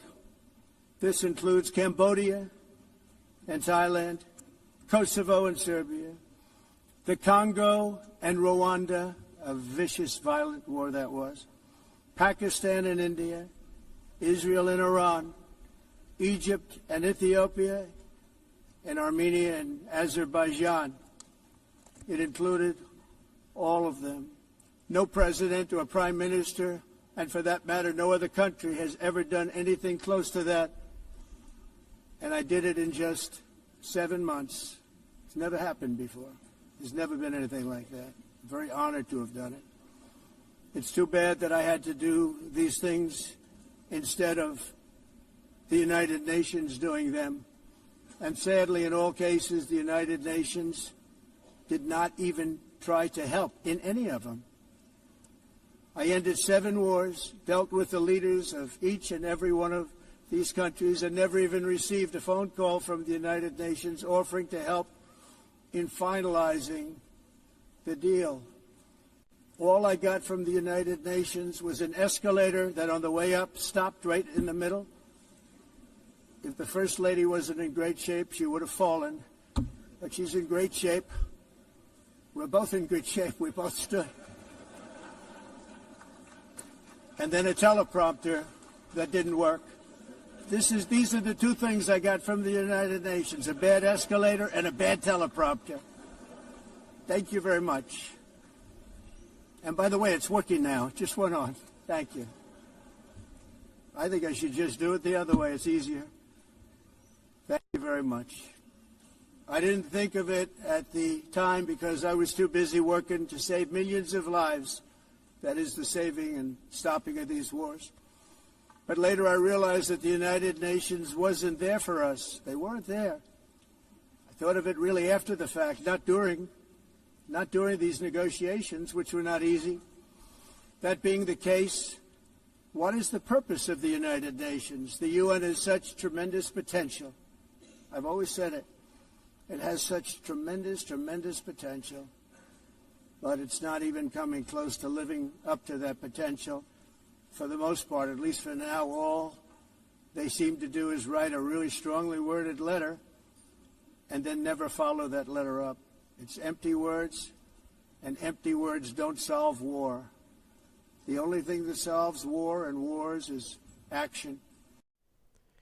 President Trump laying down the law yesterday at the 80th session of the General Assembly, along with First Lady Melania Trump, with a new initiative that will kickstart in early 2026. Really an advancement of the Take It Down Act, which she was so successful at doing in a bipartisan manner here at home, and then taking that abroad to make sure that the world's children are not exploited online, something that contributes to the global trade of trafficking, whether it be sex trafficking or labor trafficking, an terrible evil and modern-day slavery that must come to an end.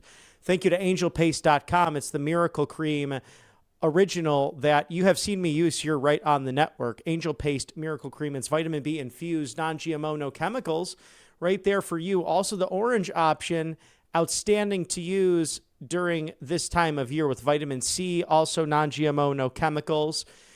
The natural mosquito repellent, also a natural facial spray. Experience the miracle at angelpaste.com out of Spring, Texas.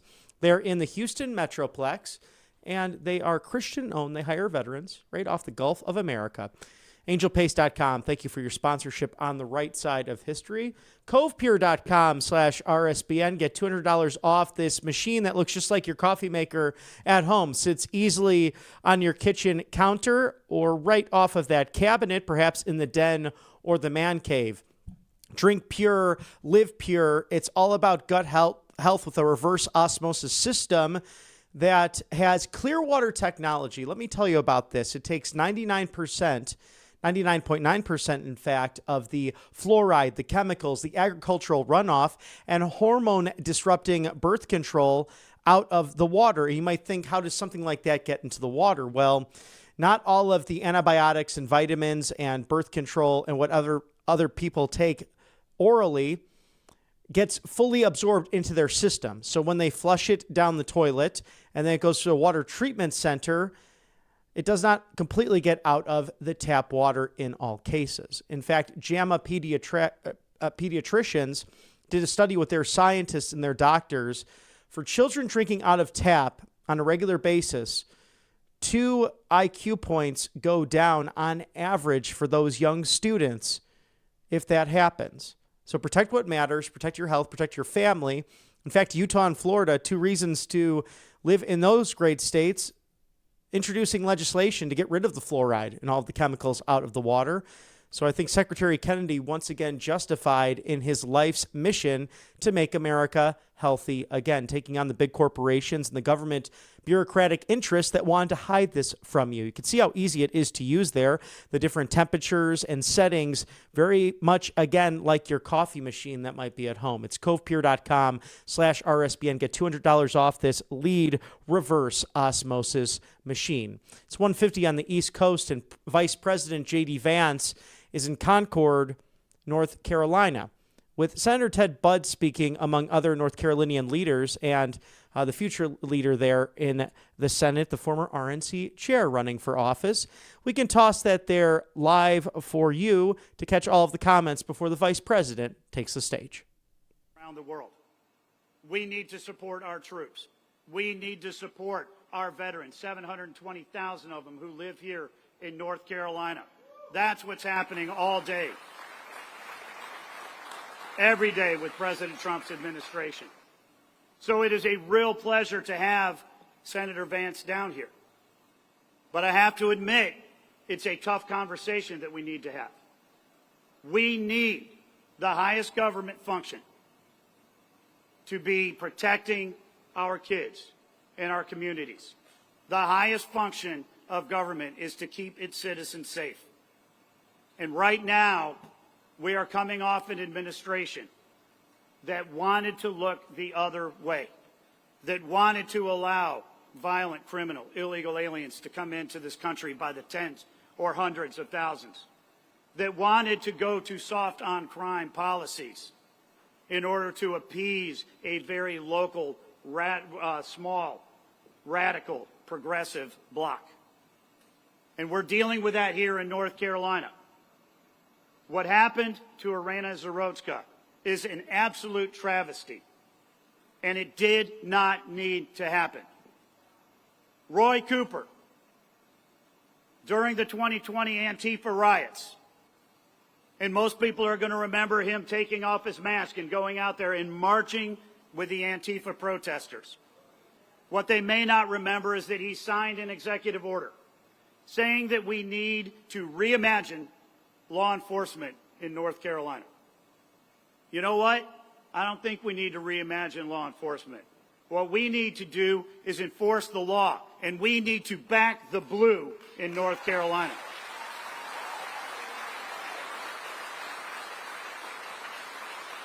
We need to make sure that people like DeCarlos Brown Jr., who are arrested 14 times, are not going to be released 14 times and back on the street.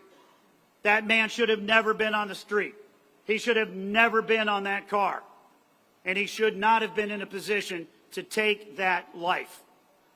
We heard just last week another guy in Charlotte had already been arrested and released 9 times this year. Folks, it's only September. That's 1 a month. We don't need a revolving door at the jail. We don't need soft on crime policies like Roy Cooper brought to North Carolina. We need to keep our kids and our communities safe. I want to thank Senator Berger and Speaker Hall for their great leadership in passing in just 2 days legislation to roll back Governor Cooper's soft on crime policies, to roll back the look the other way policies he had brought in. Senator, thank you. And I called them last week and said, you need to pass this type of language. You need to roll back these policies. And I appreciate you guys stepping up immediately to protect North Carolina citizens, not just in Charlotte, but all across our great state. But there's more to be done. And before I go there, I want to mention just real quick their Democratic colleagues in the House who voted in bloc against this legislation. Have you noticed on every 80-20 issue, the Democrats are absolutely on the wrong side of the issue? When it comes to the big, beautiful bill, to extending President Trump's tax cuts, no tax on tips, no tax on overtime, no tax on Social Security, 70% approval in North Carolina, every single Democrat voted against it. Roy Cooper said he would have voted against it if he was in the Senate. You know, you think about where we are with law enforcement. You think about this bill, they're voting against it. You think about having boys and girls sports in men and women's locker rooms, another 70-30, 80-20 issue. And Roy Cooper was on the exact opposite side. In fact, he vetoed 3 different bills that would have prevented that radical ideology from infecting our schools. And yet, on every single issue, the Democrats are on the wrong side of an 80-20 issue. And I have not seen any polls to talk about this bill that you just moved and passed. But I bet it's probably about 90% of North Carolina voters want to protect our kids and our families. And the Democrats in North Carolina are absolutely steadfast in being on the wrong side of this issue like they are on every issue. But the fact is, Republicans care about our families. They care about our communities. They are going to fight across this state and across the country. You think about President Trump. We had riots out in California. He sent in the National Guard to quell those riots. Every Democrat leader across the country said, you can't do that. You can't protect our citizens. We talked about cleaning up Washington, D.C., using the National Guard to arrest thousands upon thousands of criminals roaming around the street. And right now, today, Washington, D.C. is the most safe that it has been in decades.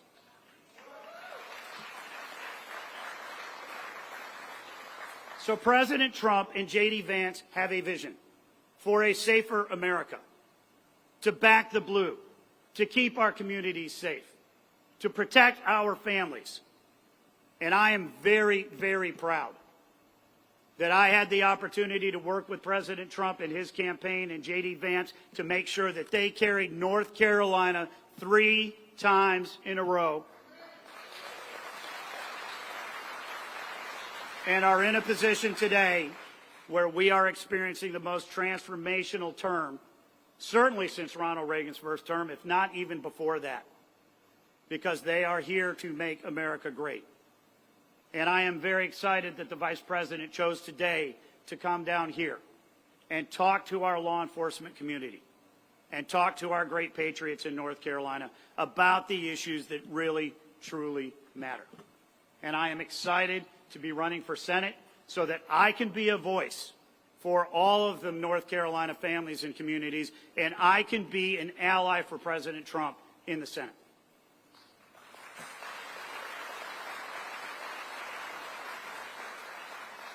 So let's welcome the great Vice President. Let's make sure that when he comes out here, we give him a North Carolina welcome and welcome him to God's country.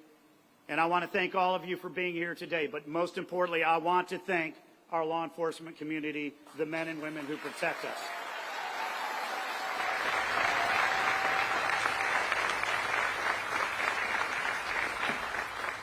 Thank you very much, North Carolina. We love you.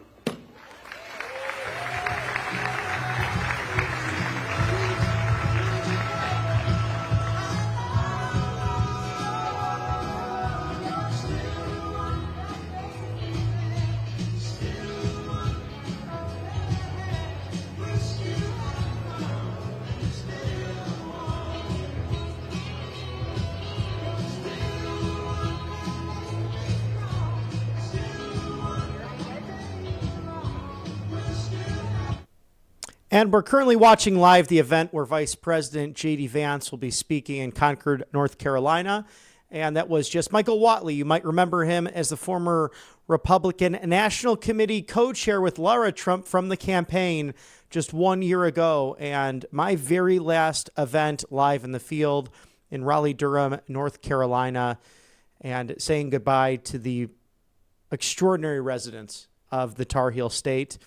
And I told them it was my favorite place to visit on the campaign trail. Sorry to my adopted home state of Georgia. It was a great swing state there as well, but the North Carolinians are quite hospitable and some of the best the South has to offer. And you can see why so many of those wonderful folks are retiring there, if not already lifelong residents of North Carolina. Trump Knife, it's back. You can get it at 47knife.com to get yours with code RSBN30. That's RSBN30. Scan that QR code now. Grab your Trump combat knife. In fact, if you do so now, you can get a 3 bundle for $65, taking off around 4. Normally just one is $69, but to get that all for $65 will be fantastic. I have a friend in mind that I'll be shipping it to in celebration of getting his show back. So 30% off with code RSBN30. Scan that QR code now. Grab your Trump combat knife today. You know that Patriot Addict deals, they're the best in the business, and stuff on their website can go in a flurry. So I highly recommend getting yours today before they are gone. 47knife.com. That's where you can go for your 3 bundle of the Trump combat knives. MyPillow.com/RSBN. Thank you to the great Mike Lindell, possibly running for governor of Minnesota. It's a 6-piece towel set back in stock. Regularly $70, 70, now going for $39.98. Very limited quantity. Call today. Don't delay. It's 800-836-7566. Support Mike Lindell and Right Side Broadcasting Network by shopping now. MyPillow.com/RSBN. Everything made in his home manufacturing offices in the great state of Minnesota. It's about 2:01 on the East Coast, so good afternoon, America. Good morning to those still on the West Coast, the Golden Coast of California, Oregon, and Washington. As we break all the news for you today inside and outside of the Beltway, let's take a quick commercial break for sponsors. We'll be right back with you as we are anticipating Vice President J.D. Vance live from the Tar Heel State of North Carolina. Welcome to Right Side Broadcasting Network, your trusted conservative news outlet. At RSBN, we deliver the truth when the mainstream media falls short. Since 2015, we've proudly broadcasted every single one of President Trump's iconic MAGA rallies, bringing you the excitement and energy live before anyone else. By watching RSBN, you get an unfiltered front row view of the action on the ground. We interview the crowds to give a voice to millions of Americans just like you. We show you President Trump's speeches in their entirety, free from interruptions and censorship. We cover the stories that matter to you with the integrity and passion you deserve. Thank you for choosing RSBN as your home for America First News. Together, we stand strong, united, and informed. So join us and be part of the right side of history. I'm excited to announce that we're having our biggest 3-in-1 sale ever with a limited edition product, a back-in-stock special, and a closeout deal you won't find anywhere else. So go to MyPillow.com or call the number on your screen. Use your promo code to get our MyPillow bedsheets, only $29.88. Any color, any style, any size, even kings. Regular $119.98, only $29.88. Once they're gone for good. How about our My Towels? They're finally back in stock, but not for long. Get a 6-piece My Towel set, regular $69.98, now only $39.98. And for the first time and the only time ever, get our limited edition premium My Pillows. They're made with Giza cotton and designer gusset. Queens $17.98, Kings only $19.98. So go to MyPillow.com or call the number on your screen. Use your promo code to get the best offers ever. Quantities are extremely limited, so order now.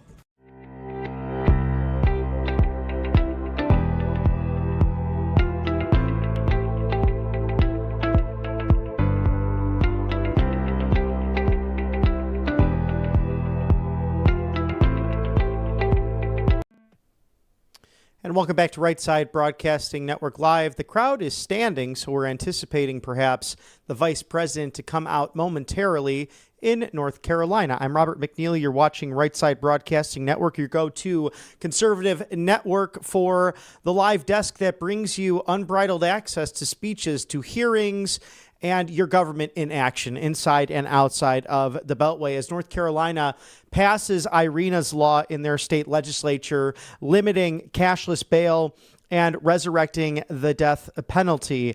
Now, the North Carolina legislators approved a sweeping criminal justice bill named Irina's Law after the fatal stabbing of a 23-year-old Ukrainian refugee, Irina Zarutska, on a Charlotte Light train in August. Now, the bill heads directly to Governor Josh Stein.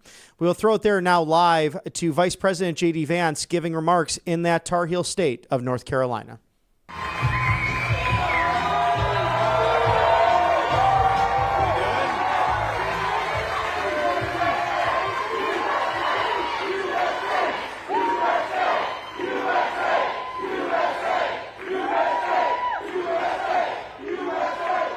Thank you. Please, you guys, what a crowd. We love you too. Thank you guys. It's good to see you.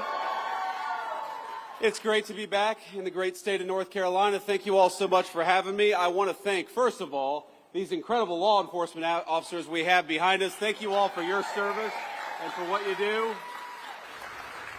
It's a good-looking crew. It's a little hot in here. If those of you who are watching at home don't know, it's a little hot in here.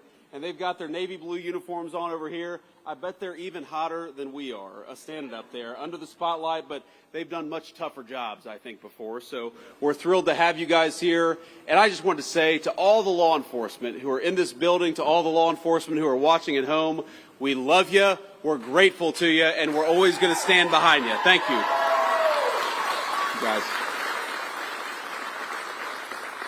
Now, I have a few other thank yous before we get to the meat of what I wanted to say here. First of all, we're in this incredible hangar, and it belongs to Dennis and Kay Yates. Where are Dennis and Kay at? Where are you guys? Thank you all so much. Thank you guys for having us. And, of course, we're also thrilled to be joined by the hangar's previous owner, Jack Roush. So, Jack, thank you so much for building this thing and for having us. It's good to be here. Now, I'm joined by one of my favorite former Senate colleagues, and that is the great Senator Ted Budd from North Carolina. Ted, thank you so much. A very good guy. And I assume we have some other Republicans in here, so are we going to send Ted Budd a great fellow senator and Michael Whatley from the state of North Carolina?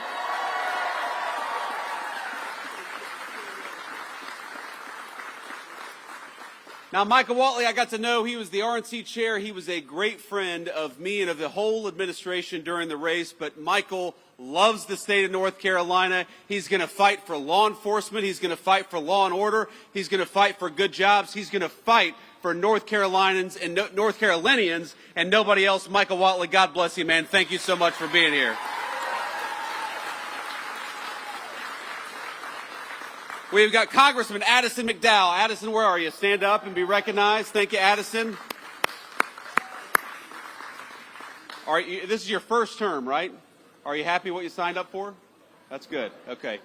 Let's be honest, he couldn't say no, even if he wanted to, but he loves serving the great people in North Carolina and Washington. He does a very, very good job. And then I also want to give a shout out to Mark Harris. Mark, where are you? Please, Mark, you're a great guy. Thank you for everything. But I want to just say that being here in North Carolina, we're here to talk about law and order. We're here to talk about law enforcement, and we're here to talk about the basic fact that you all pay your taxes. They go to safe streets and safe cities. You ought to be able to enjoy the places that were built by your tax dollars. You ought to be afraid, the criminals ought to be afraid of you. You ought not be afraid of the criminals. It's very simple. And I think for too long in this country, we actually took the exact wrong approach. We told people that if you were walking down a city street and there was a crazy person over there yelling and screaming at your kids, you ought to walk to the other side of the street rather than possibly be accosted by a violent person. Well, you know what I think? I think that if a person is being violent and threatening to young children and young families, they ought to send their asses to prison instead of telling people that they got to cross the other side of the street.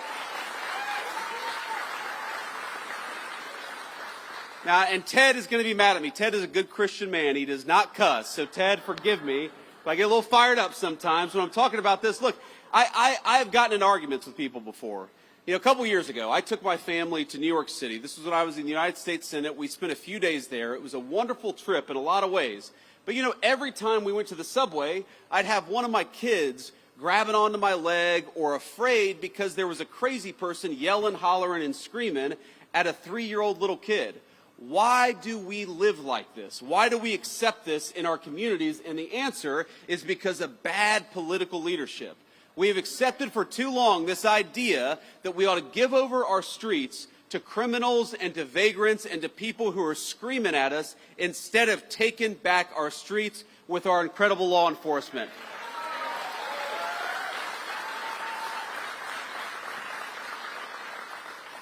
And there are so many things that we can do. You know, in Washington, D.C., the first 2 months that we surged the National Guard, that President Trump surged the National Guard into Washington, D.C., there were no murders.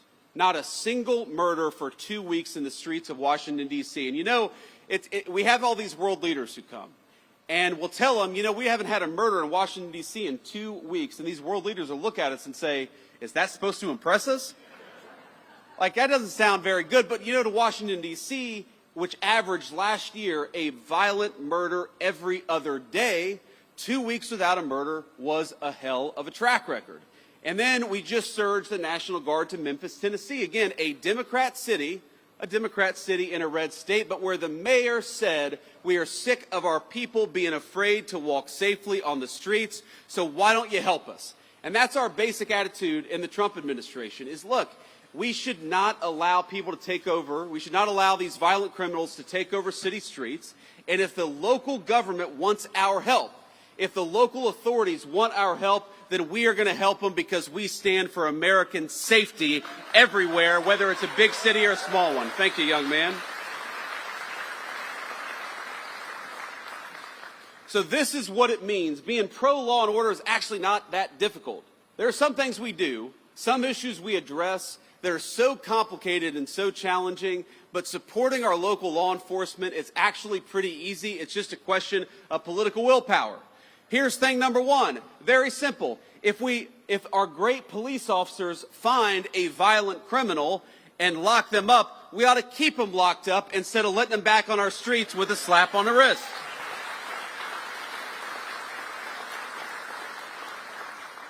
That means we want to give our police officers the very best equipment and the very best protection anywhere in the world. We want you guys to have the very best, and we're going to fight every single day to make sure that they have it. It means punishing state and local jurisdictions that restrict your ability to do police work. They just want to do their jobs. They ought to be allowed to do it. And it means pursuing enhanced sentences for violent criminals, like the violent criminal who murdered that poor innocent girl in Charlotte, North Carolina just a couple of months ago. And I want to talk about her for a second because I think, we got a beautiful baby over there. How you doing, ma'am? Yeah, I would like to. How old is she? 6 months old. Beautiful. Thank you. Thank you for bringing her. We want law and order for her above all else, right? That's why we're doing what we do.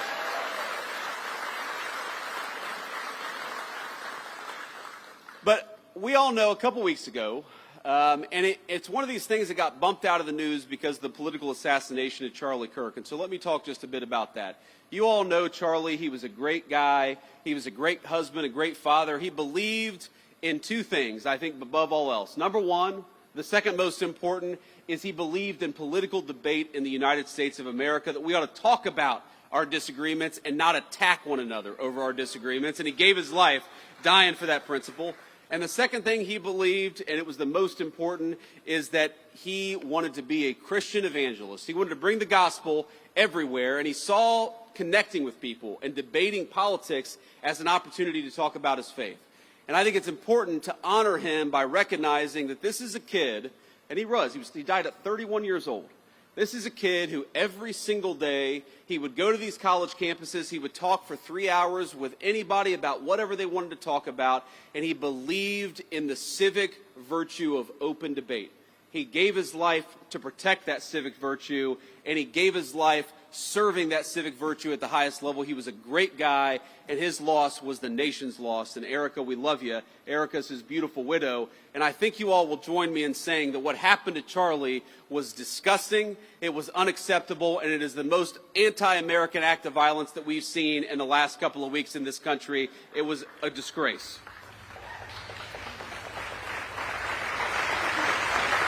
But thank you all.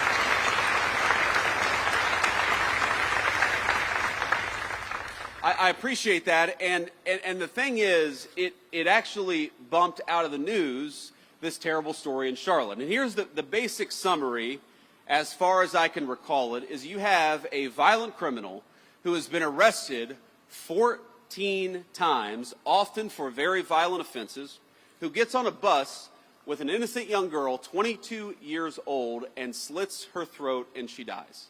She died because she was coming home from work. She worked at a pizzeria. She came from a beautiful family. She had a young boyfriend. She had her entire life ahead of her. And she was actually a refugee from Ukraine.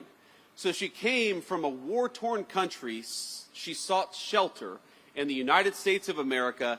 And because of soft-on-crime policies, she was murdered here, not in the war-torn country she came from. Isn't that a disgrace? And isn't that an insult to the incredible law enforcement officers who arrested this person 14 times? They did everything that they could to keep this thug off the streets, and it was the political leadership that failed, and we got to be honest about that.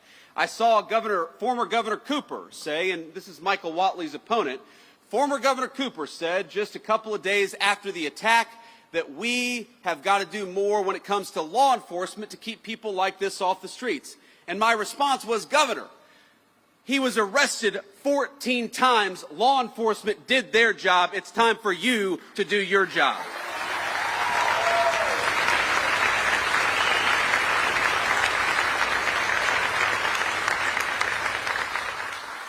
And it's so amazing to me, political Democrats, I don't think it's all Democrats, I actually think most Democrats want what most Republicans want, which is safety in their communities, but they always manage to turn issues of crime into a distraction about race. They always try to say that law enforcement, locking violent criminals up, is inherently racist, and I got to be honest with you, that's an insult to white people, it's an insult to black people too, because all of us just want to live safely in our communities. It doesn't make an ounce of sense to me. But I actually, because of these Democrat talking points, I went and looked up. Do you know that in most big cities, the gross majority, over 90% of violent crime is committed by fewer than 1% of the city's residents? This is not a black-white issue. This is, we've got a small percentage of violent criminals in our communities. Democrats want to let them out of prison, and Republicans want to put them in prison and keep them there so that all of us are safe in the process. I think that's common sense, don't you?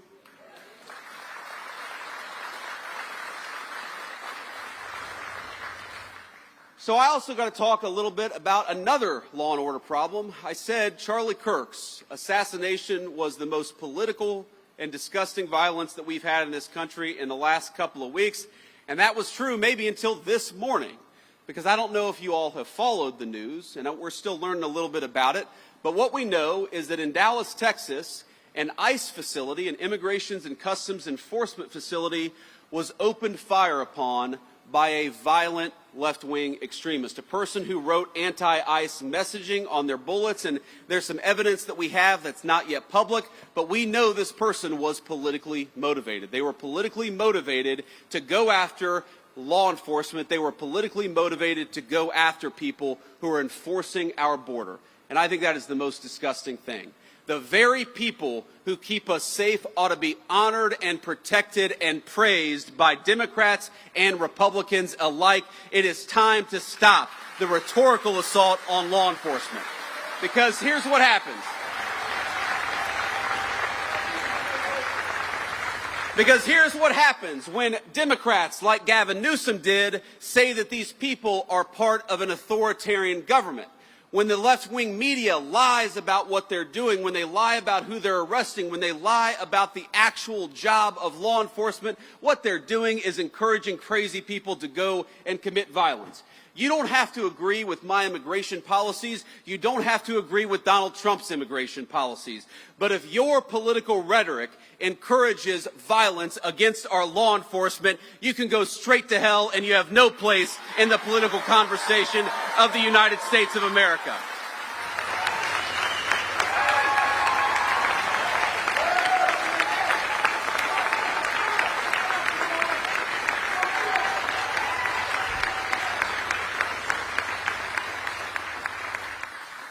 Just yesterday, NBC News, maybe the worst of all the fake news, and I'm sure we have an NBC reporter out there. It's a tough competition, my friends, to be clear. But maybe the worst, I said maybe the worst, is NBC News. And they said that immigration enforcement, you know what they said? That immigration enforcement had detained a 5-year-old autistic girl in order to get to that girl's father. Turned out that story was a complete fabrication. It was a complete dishonest lie. But when you go around and lie about our law enforcement and you tell them that they're mistreating 5-year-old girls, what do you think is going to happen? When Democratic politicians incur doxing, when they encourage us to unmask ICE enforcement officers, what do you think is going to happen? When the mayor of Los Angeles encourages violent protesters to get in the face of our law enforcement, what do you think is going to happen? What's going to happen is political violence, and political violence has gotten out of control in this country. We got to stop it. We got to condemn it. And that starts, unfortunately, at the very top of the Democratic Party.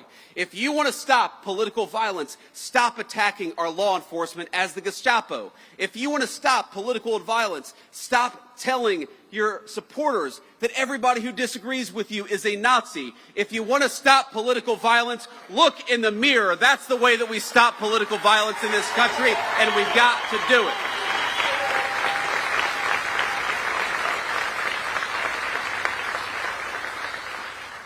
And while we're all mourning and rooting for and praying for everybody who was injured at that ICE facility, and as far as we know, it looks like some of the detainees, in other words, some of the potential illegal aliens, were some of those who were affected. Look, just because we don't support illegal aliens, we don't want them to be executed by violent assassins engaged in political violence either. So we're praying both for our ICE agents, but also for everybody who's affected by this terrible attack. But that was an ICE facility. And as these guys behind me know, and a few of our police officers know, police officers writ large face too many threats of violence all across the United States of America. And we know where it started. We all remember the summer of 2020 when all of these violent protesters were encouraged to treat police as the enemy instead of as the solution. You'd take 1,000 police officers, you'd find one person who didn't do something perfect, and use that one guy to tarnish the other 999 police officers.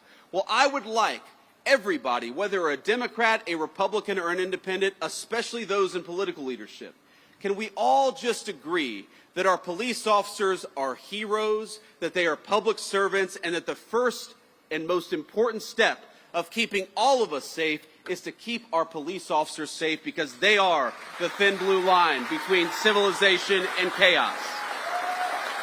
Thank you all.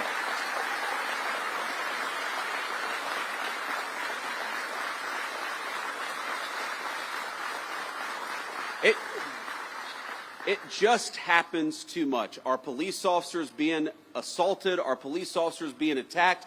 You have these crazy attacks where you have a cop in a squad car who's enjoying their lunch break, and somebody comes up and summarily executes them before the cop even had a chance. It happens way too much, and it happens because too many of our political leaders have encouraged it.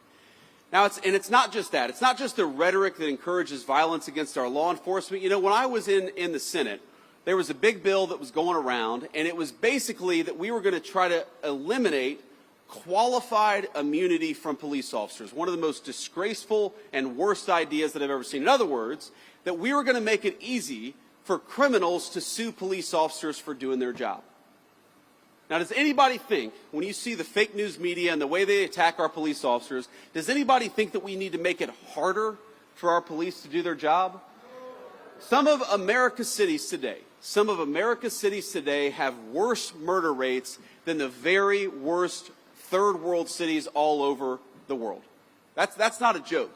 You go to Port-au-Prince, Haiti, or you go to some of the poorest countries all over the world, even those countries have a better murder rate than Washington, D.C. or some of the major American cities. Some of them have better murder rates than Charlotte, North Carolina. That's a disgrace. All of us should be asking, how do we make that better? How do we make people safer in their communities? How do we make it easier for a young family to walk down the street in security and comfort? But unfortunately, we've got a crew of violent radicals in the United States of America who think we ought to make it harder for police to keep us safe than easier for police to keep us safe. So here's one thing I'd like to do. I'd like every single Democrat starting today, and every Republican too, while we're at it, to say that we are going to defeat these efforts to strip immunity from our police officers. We're going to make it easier for them to do their job, not harder for them to do their job. Let's fight for it every single day.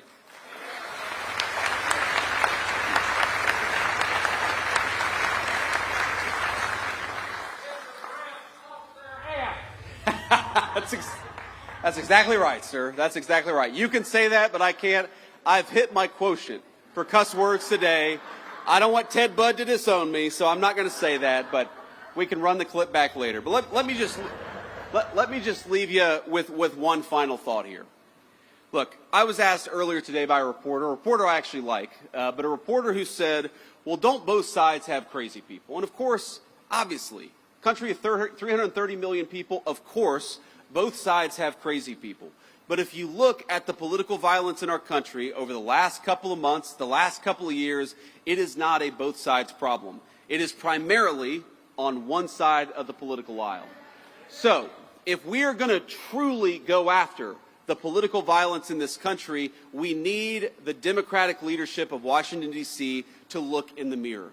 We need them to renounce all political violence. When a poor kid like Charlie Kirk is gunned down in cold blood, we need them to start with condemning the violence instead of condemning something that Charlie Kirk said that they disagreed with. When you have an entire network of left-wing organizations that encourage, that promote, and that apologize for violence, you know what you're going to get out of it? You're going to get political violence. So here's my sacred obligation to you, to all the law enforcement, but every person, whether they wear a uniform or not. Over the next couple of years, the Trump administration is going to do everything that we can to dismantle the networks, to destroy the funding, and to make it harder for people to kill one another just because they disagree with what somebody says. That is what we're going to do. We're going to fight for it.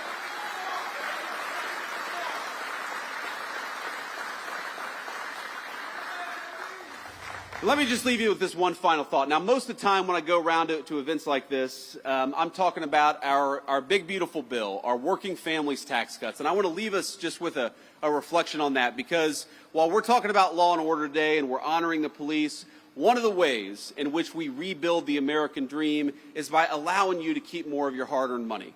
And that bill that these great congressmen worked on and the great senator here, what it did was very simple. It increased the child tax credit. It meant that we're going to increase take-home pay by about $10,000 over the 4 years of the Trump administration. It means that if you're working on tips or if you're working an overtime shift, the government is going to take less of your money. And I think that's a pretty good idea, because if you're working hard, I think the government ought to keep its hands out of your pocket. We're going to do all those things. Because I believe the American dream is fundamentally about this principle. It's about the principle that for all the parents and grandparents out there, and I'm now the parent of 3 beautiful young kids, I just want them to have a better life than the life that I have. That, to me, is the core of the American dream. The promise that if you work hard and play by the rules, we're going to give our kids and we're going to give our grandkids something that's just a little bit more prosperous, a little bit more secure, and a little bit more proud than what we were given when we were kids. That is, I think, our sacred obligation. That by inheriting a great country from our parents and grandparents, we got to pass on something even greater to the next generation. But none of that matters without law and order and public safety. How can you have the American dream if you can't walk down your neighborhood in safety? How can you have the American dream if you're worried about getting mugged when you're taking your family out to a nice meal downtown? How can you have the American dream when every celebration, every big moment in a person's life, you're too worried about violent crime and not focused enough on the things that make life worth living? One of the things that we have got to get back to remembering is that if we want to preserve the American dream, we've got to preserve the right of everybody, rich or poor, to live in safety and security in their neighborhoods. You know, when I grew up in Middletown, Ohio in the 90s, we didn't have a whole lot of money. I was raised by a woman who struggled very often to put food on the table and clothes on her back. Mamaw. Everybody loves Mamaw. Most of all me. But you know what? For all of the problems that we had, for all the times that Mamaw was worried about where our next meal would come from, for all the times that Mamaw was sometimes terrified that she wouldn't be able to make an important bill payment, we never worried about public safety. And the reason we never worried about public safety, the reason she knew I could go across the street and play in the park in safety and comfort, is because we had something in this country. And that was a recognition, Democrat and Republican, that we stood with law enforcement and we stood with their mission. It didn't matter what your political affiliation was. We wanted to support people who kept our communities safe. And that's something we've gotten away from, because a lot of the people who report on the news, a lot of the people who actually make policy in Washington, D.C., let's be honest, they are wealthy people who can block themselves off from the consequences of the policies they impose on the rest of us. Now maybe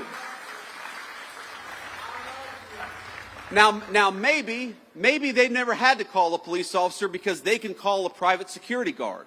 Maybe they've never had their home broken into because they live behind a gated community.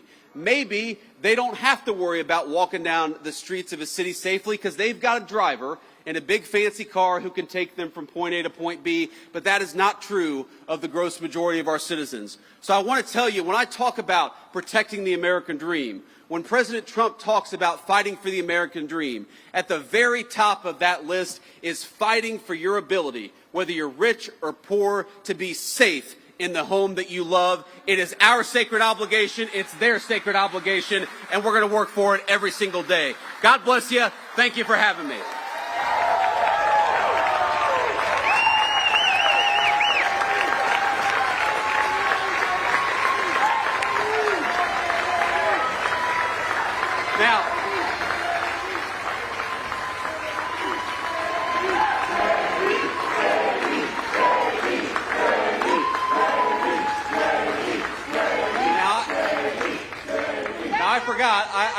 I told them the fake news, and I'm sure there's some real news back there. I told them I'd take a few questions. So I'm not getting out of here just yet. We'll take a few questions from the reporters. I would prefer to start with some of the local North Carolina folks, and then we can take some national questions after that. Do we have a microphone back there? Hey, Vice President. I can't see you. Over here. Yes, Mr. sir. Vice President, Thank you. for taking questions from us, and thank you for visiting Concord. You referenced the awful death of Irina Zarutska. I'm just curious, have you had the chance to watch that awful video that was released by Katz, and what your thoughts are after viewing it? Well, yeah, you know, I've honestly seen a lot of gruesome footage, some involving my friends over the last couple of weeks. But the footage of Irina getting stabbed to death is very hard to watch. And I have not seen the whole video from start to finish.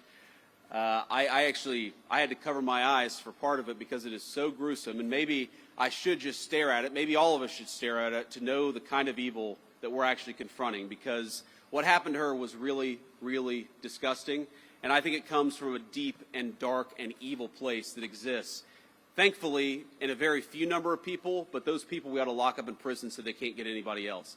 But when I saw that video, you know what really got me as a father? I've got 3 little kids, 2 boys, and my youngest is a baby girl. She's 3 years old. She is the apple of my eye, as you dads will know. Daughters just have an effect on us. They get away with more stuff. They don't they? It's kind of annoying, actually. She gets away with things she should not get away with that her brothers would never get away with. But I look at this girl who's 22 years old, and I think to myself, you know, I would love for my daughter to have the kind of life where she never has to worry about that. And there's this moment where she looks up at her attacker and she covers her mouth, and you realize what's going through her head. She knows that something very terrible has happened to her, and I hope that she didn't realize it for too long, because that is unimaginable suffering. But if you're a man, I don't care what skin color you are, I don't care whether you're rich or poor, but if you're a man and you see the pleading eyes of a girl looking up for protection, then we have to protect our girls and our women in this country.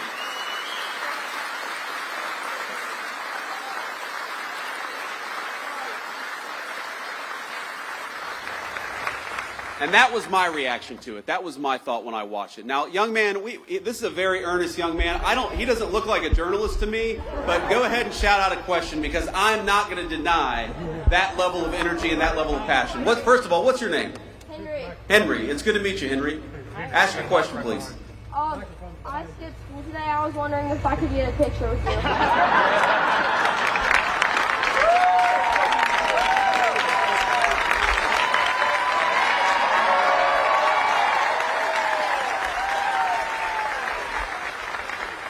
Henry said, I skipped school. Can I have a picture with you? Well, I guess you got to have some excuse to skip school, so I might as well get a photo with Henry.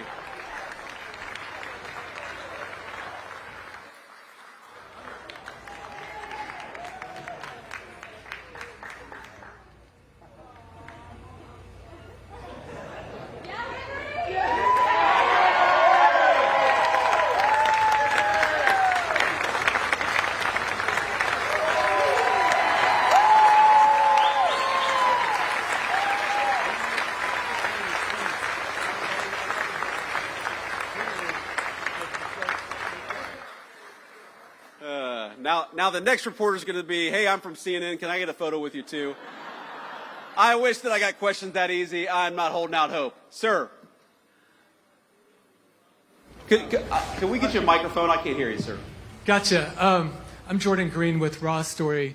President Trump and other speakers here have blamed former Governor Cooper and the mayor of Charlotte for Irina Zarutska's death. Do you also hold the North Carolina General Assembly responsible, who set the laws governing pretrial release that may have affected this crime? Well, look, I think every politician who didn't work hard to keep violent criminals behind bars deserves to have some of the blame. But at the very top of that list is Governor Cooper. Because at the time that we were pushing these soft-on-crime policies, Governor Cooper was the man in charge. Now, I know we've got some great North Carolina legislators, and I might call them out if they're here. Do we have North Carolina House Speaker Destin Hall? Where's Destin at? Destin, thank you, man. We got Phil Berger here. Phil, thank you so much. Senate President Pro Tem. We've got County Sheriff Van Shaw. Where's County Sheriff Van Shaw? Thank you, sir. We've got Cabarrus County DA Ashley Shanley. Is it Shanley? I got that right? Okay. Of course, we got North Carolina GOP Chairman Jason Simmons. Jason Simmons that's a celebrity in the Trump White House there. North Carolina Labor Commissioner Luke Farley. Luke, where are you? Luke, thank you. And I know that our great North Carolina local legislators here have worked very hard to solve some of these soft-on-crime policies and make it harder to let violent criminals out so easily, and to demand that when you have a violent criminal who goes in, the person stays there and doesn't get a slap on the wrist and released to commit more crime in the community. That's what we want. We don't want a criminal justice system that goes after innocent people. We also don't want a criminal justice system that lets obviously violent felons out of prison without any real consequences. It's just very simple. And again, I go back to the statistic where we have got such a small number of people who commit so much of the violent crime. If we just locked them up, and I mean, look, I believe in repentance and I believe in forgiveness, but I believe that forgiveness often only comes on the other side of real punishment and real regret, which is why we got to lock some of these guys up in the first place. So yeah, I blame the political leadership, and I can't get over a governor who pursued soft-on-crime policies, Roy Cooper, who pursued soft-on-crime policies, who let violent criminals out of prison, and then after Irina was murdered, to have the audacity to blame our law enforcement. Law enforcement arrested this guy 14 times. They did their job. It's time for the politicians to do their job too. Next question. Vice President Vance, thank you so much for taking questions. I'm Casey Jones from WCCB Charlotte. When it comes to cracking down on crime in cities like DC, Memphis, Chicago, sending the National Guard, what specific metrics does the administration use to decide where those resources go? And can we expect that kind of response here in Charlotte anytime soon? Well, look, if the mayor of Charlotte and the governor of North Carolina asked for our help, we would absolutely send it because we believe in helping people regardless of whether they're Democrats or Republicans. We would love to have the mayor of Charlotte reach out for our help. And that's, you asked what the metrics are. That's one of the most important metrics. We want to go where we can have a real partnership between local law enforcement and the federal officials so that we can root out the crime. And that goes to the second metric. What is the most important thing? You can tell how many people are being murdered in a community. You can tell how many carjackings there are. You can tell how many armed robberies there are.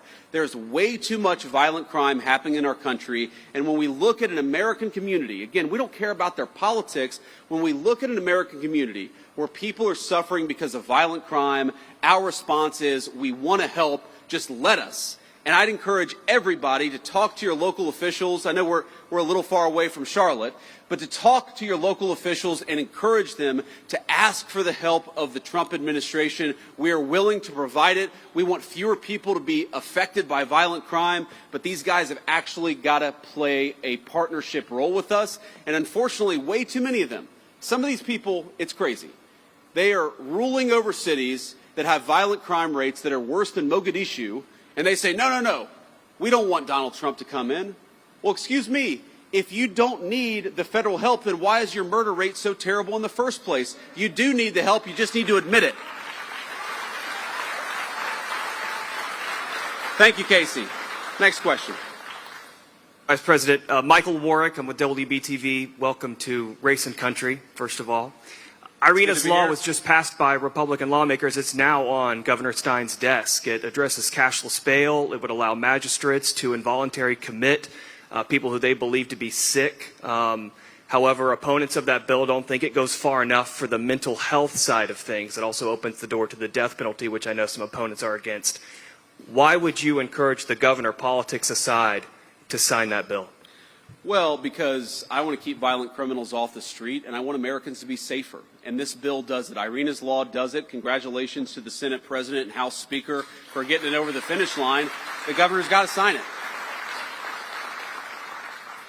I guarantee if this bill is signed into law, it will help our incredible law enforcement keep the streets safe. And that's ultimately all I really care about. Again, it breaks my heart to think that you have young kids, you know, especially in poor communities, whether they're black or white, who don't feel like they can walk outside. You've got grandmothers who are taking care of grandkids who don't want to sit out on their front porch because they're worried about drive-by shootings. That should break everybody's heart, and the way to solve the problem is to empower these cops to go after the bad guys and to do it with their full skill and their full force. Now, I don't know, have I read every detail of the law? I know some of the things that it does. I know that it ends cashless bail, which would be huge for the people in North Carolina. I know it makes it harder for some of these local magistrates to let people out with a slap on the wrist. That would be huge for the people of North Carolina. But could there be more? There could always be more.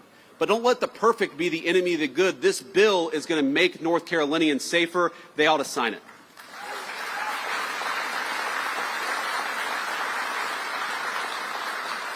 Hi, Mr. Vice President. It's Kit Maher representing the White House TV pool today. I just have two national questions for you, if you'll allow it. Go ahead. Number one, on Ukraine, President Trump said that Ukraine can fight and win back its territory. Could you explain the shifting stance there from stopping the bloodshed immediately, ending the war, and now saying that Ukraine should fight? Is that a tactic to pressure Putin back to the table?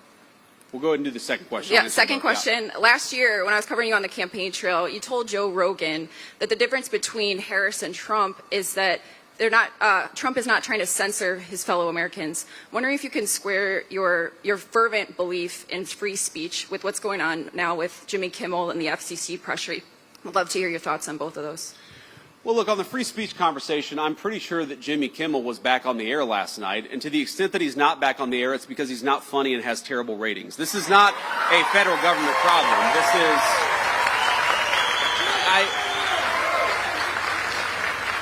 And Kit, I want to answer your question in good faith. What people will say is, well, you know, didn't the FCC commissioner put a tweet out that said something bad? Well, Kit, compare that, the FCC commissioner making a joke on social media. What is the government action that the Trump administration has engaged in to kick Jimmy Kimmel or anybody else off the air? Zero. What government pressure have we brought to bear to tell people that they're not allowed to speak their mind? Zero. We believe in free speech in the Trump administration. We are fighting every single day to protect it. Now compare that to the Biden administration, where we found out just yesterday that conservatives on YouTube and on a number of social media platforms were being censored. Why? Because the Biden administration picked up the phone and said, we want you to censor our political opponents. That is real government censorship, and it left the White House when Joe Biden left the White House. Now to Ukraine. Look, I've answered a version of this question probably 100 times over the past 3 months. And one of the things I'll say about the president is that he is responsive to the reality on the ground. And the reality on the ground is that, number one, we have engaged in incredibly good faith negotiations with both the Russians and the Ukrainians. And I believe the president is growing incredibly impatient with the Russians right now because he doesn't feel like they're putting enough on the table to end the war. That's number one. Number two, the president has grown very confident that this war is bad for Russia. You hear me say this all the time. You hear the president say this all the time.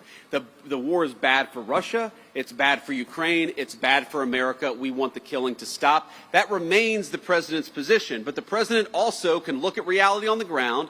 He sees the economic numbers that are coming out of Eastern Europe. He sees the number of dead people, both Russians and Ukrainians, that are happening in that war. And the president is telling Vladimir Putin it is time to stop the killing. He would say that to Zelensky. In fact, has said that to Zelensky. He wants this war to end, and he's doing everything that he can to stop it. But look, if the Russians refuse to negotiate in good faith, I think it's going to be very, very bad for their country. That's what the president made clear. It's not a shift in position. It's an acknowledgement of the reality on the ground. We're going to keep on fighting for peace every single day in the Trump administration.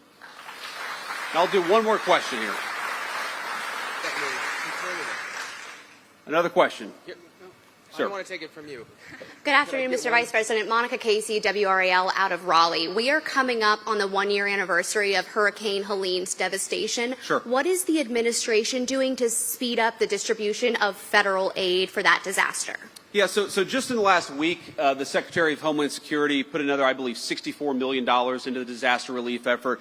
We inherited, I'm going to be honest with you, a FEMA that was mired in bureaucracy and red tape. The President has made very clear from day one, we want to get relief to the people of North Carolina as quickly and as rapidly as humanly possible, and that's what we're trying to do. The second thing I'll say is that I understand the governor had a very good call with the president, I believe on 9/11 actually, about a week and a half ago. It may have been, the day before or the day afterwards. But he had a good conversation with the president about some of the disaster relief needs that are there. We're going to keep on working on this. We're going to keep on working with some of our colleagues and the federal congressional delegation from North Carolina. But let me just say, I've visited the devastation myself. I want the people there to know we continue to think about them. We continue to work on this issue. And we're going to make sure that we never forget that area of North Carolina and the devastation that storm caused. Great. All right. On that note, I just want to say you guys have been an incredible group to get to spend some time with. Henry, I hope you got the photo you needed. So are you going to get like a tardy, Henry, or what's the deal? If you get a photo with the vice president, you're allowed to have an excused absence? Is that how that works? Okay, he doesn't know, actually. Henry is not as confident in that question as I would have hoped, but it's great to meet you, my friend. It's great to be with all of you. Just remember, we've got a very, very important job, and each and every single one of us has a role to play. To our law enforcement, thank you for the job that you do. We're going to keep on fighting for you in the Trump administration. We're going to keep on fighting for safety and security all across the state of North Carolina. God bless you. Thank you for having me.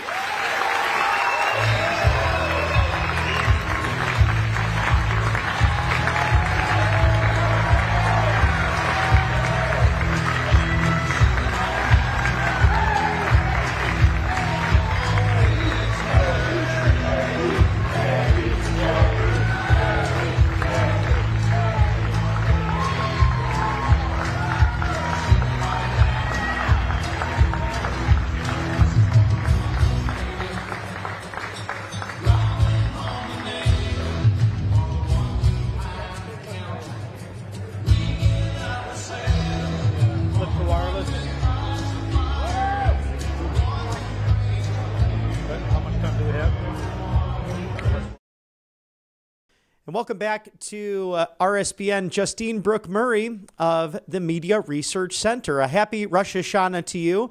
If you could start off the top, tell us about this wonderful holiday, the Jewish New Year, and why it's celebrated in the midst of the Jewish High Holy Days, something that brings great food, beautiful music, and a tradition unlike any other. Well, first, thank you so much for having me. As always, it's great to be back. Rosh Hashanah, as you said, it's our Jewish New Year. So this is a blank slate. This is once a year you get to, actually, it's within the span of a week, from Rosh Hashanah to Yom Kippur. Yom Kippur will be next week, and that's the day where we apologize for the sins we have committed over the past year and the sins that we'll inevitably make because we're all humans. But it's a week where God decides whether we will be sealed in the book of life, God willing, or the book of death. And that that's where our fate is sealed this week. So Rosh Hashanah, it's the first holiday of the High Holy Days. And as I mentioned, this is a chance to start a clean slate, to forgive those who you feel like they've wronged you, and for you to be forgiven, to form new relationships and make up with your friends and family, and really self-reflect over the past year and what you can do better as a Jew and just as a human being. And no better time for that than what's happening in the current American culture. We're shocked by the violence that we've seen, and reflections at Charlie Kirk's memorial service on Sunday pointing towards that, whether it be political commentators to those who knew him personally, to the cabinet, really reflecting on that, as you aptly mentioned, Justine, that inner reflection and pointing towards, okay, what have I done that has harmed my community, harmed the world, and in turn, how can I repent and make a massive difference? Now we know North Carolina legislators, where Vice President Vance is speaking today in the Tar Heel state, approved a sweeping criminal justice bill named after Irina Zarutska, that beautiful young woman, 23 years young, in the fatal stabbing on the light rail train. So that goes to Democrat Governor Josh Stein's desk. I'm reading about House Bill 307, passed by the Senate 28-8, and in their House 81-31, focused on these violent offenses and making sure that cashless bail no longer exists, but in addition, mental health evaluations within the state. What are your thoughts on all of this over the course of the last few weeks? Is it really a two sides issue, or is it a narrative that's coming from the left in their enacting of specific things like cashless bail, releasing dangerous criminals, all the way to calling their political opponents Nazis, and arguably able to enable these people to make terrible acts against their fellow citizens? Right. Well, condemning violence and making sure criminals don't get out of jail 14 times just to murder and maim again, that should be a very unifying concept. If you're a member of modern civilization or just civilization in general, we should all condemn violence, and we should all believe that everyone has the right to safety. As our Constitution states, we have the right to life. We have the right to live. We have the right not to be maimed and murdered. Unfortunately, it seems like the modern day left and their media mouthpieces don't believe the same. They think that they have the right to kill you based on your race, based on your religion, based on your political beliefs. If you, God forbid, go to a college campus and try to engage with others who disagree with you, and if they believe that you're too convincing and that you're actually threatening to their ideology, that they have the moral authority to want you dead. But what a lot of people realized with this North Carolina case is that the less tolerance and what seems to be their support for violence, it goes far beyond politics. This woman, nobody even knew what her political stances were. She was a Ukrainian refugee. It was the first time the left didn't want to support a Ukrainian refugee, because it seemed because she's white, because her skin color did not fit the media narrative, and they would rather see a criminal, a violent, bloodthirsty thug get let off the hook just to murder more people because he is high on their totem pole of intersectionality. So all you have to do now is just look the wrong way, be the wrong race, for them to say, yeah, okay, well, hint, hint, maybe she was asking it in the name of restorative justice. So disturbing to see that. And that's why our legal system, Article 3, very much based in biblical law. And it's a good thing that we have that in Western society that has built up what is the greatest constitutional republic ever known to man. Jimmy Kimmel has returned. I don't know if he's someone that shares that in agreement with us, that we believe America is such a God-giving, loving place based on his incendiary remarks. He does have the right to say it. Granted, he has been peddling falsehoods for a long time now, regardless if he's a comedian or not. What are some of your takes? And we know that Sinclair and Nexstar will continue not airing it on their networks because it's not exactly appealing to the viewers of ABC in some of these local markets. The left created cancel culture. They created terms like hate speech and misinformation and disinformation in order to justify the deplatforming, cancellation, firing of anybody who questioned their dogma. And this includes Jimmy Kimmel. I remember when he cheered as my outlet. I used to produce for OAN and Newsmax, two conservative outlets. And he and Brian Stelter cheered and laughed when we were deplatformed. They wanted cable companies to deplatform us. And suddenly the same pundits are crying censorship, and they're calling the right a bunch of fascists because we said, hey, Jimmy, you can't lie on air. They accused us of misinformation by questioning the vaccines, whether it should be mandated on everybody. I remember, did Jimmy say anything when Megyn Kelly was kicked off the air? In fact, she actually tweeted today. She said, I remember when I was holding back tears and Jimmy Kimmel said nothing. She was ousted because, she dared to question the history of blackface as Halloween costumes. And here we have Jimmy Kimmel working up some crocodile tears. What a man he is, because he was given a teeny weeny time out. They weren't going to fire him. They merely suspended him to save face, and the left jumped on it. They used it to twist the narrative because things weren't looking very good for the left the past 2 weeks after they cheered on one of their biggest dissidents being murdered over his speech. That's not a violation of the First Amendment, murder, but giving a 2-bit comedian a timeout, apparently that is. So they use that as an opportunity to spin it on us. Then Jimmy Kimmel gets his show back. He was never going to lose it. And now we're just supposed to bury their hypocrisy in the left-wing media wave. At least the leftists hope they can just move on from this. You are so right, Justine. From Megyn Kelly to Dave Chappelle, all the way to Communist Senator Dick Durbin of Illinois, tried to use that 1934 Federal Communications Act against the late, great Rush Limbaugh. He failed at that, but it's very interesting to see that the double standard still exists. I'm up against a hard break, but it's always wonderful to have you on. Justine Brooke Murray of the Media Research Center. Come back and visit us soon at Right Side Broadcasting Network. Thank you, as always.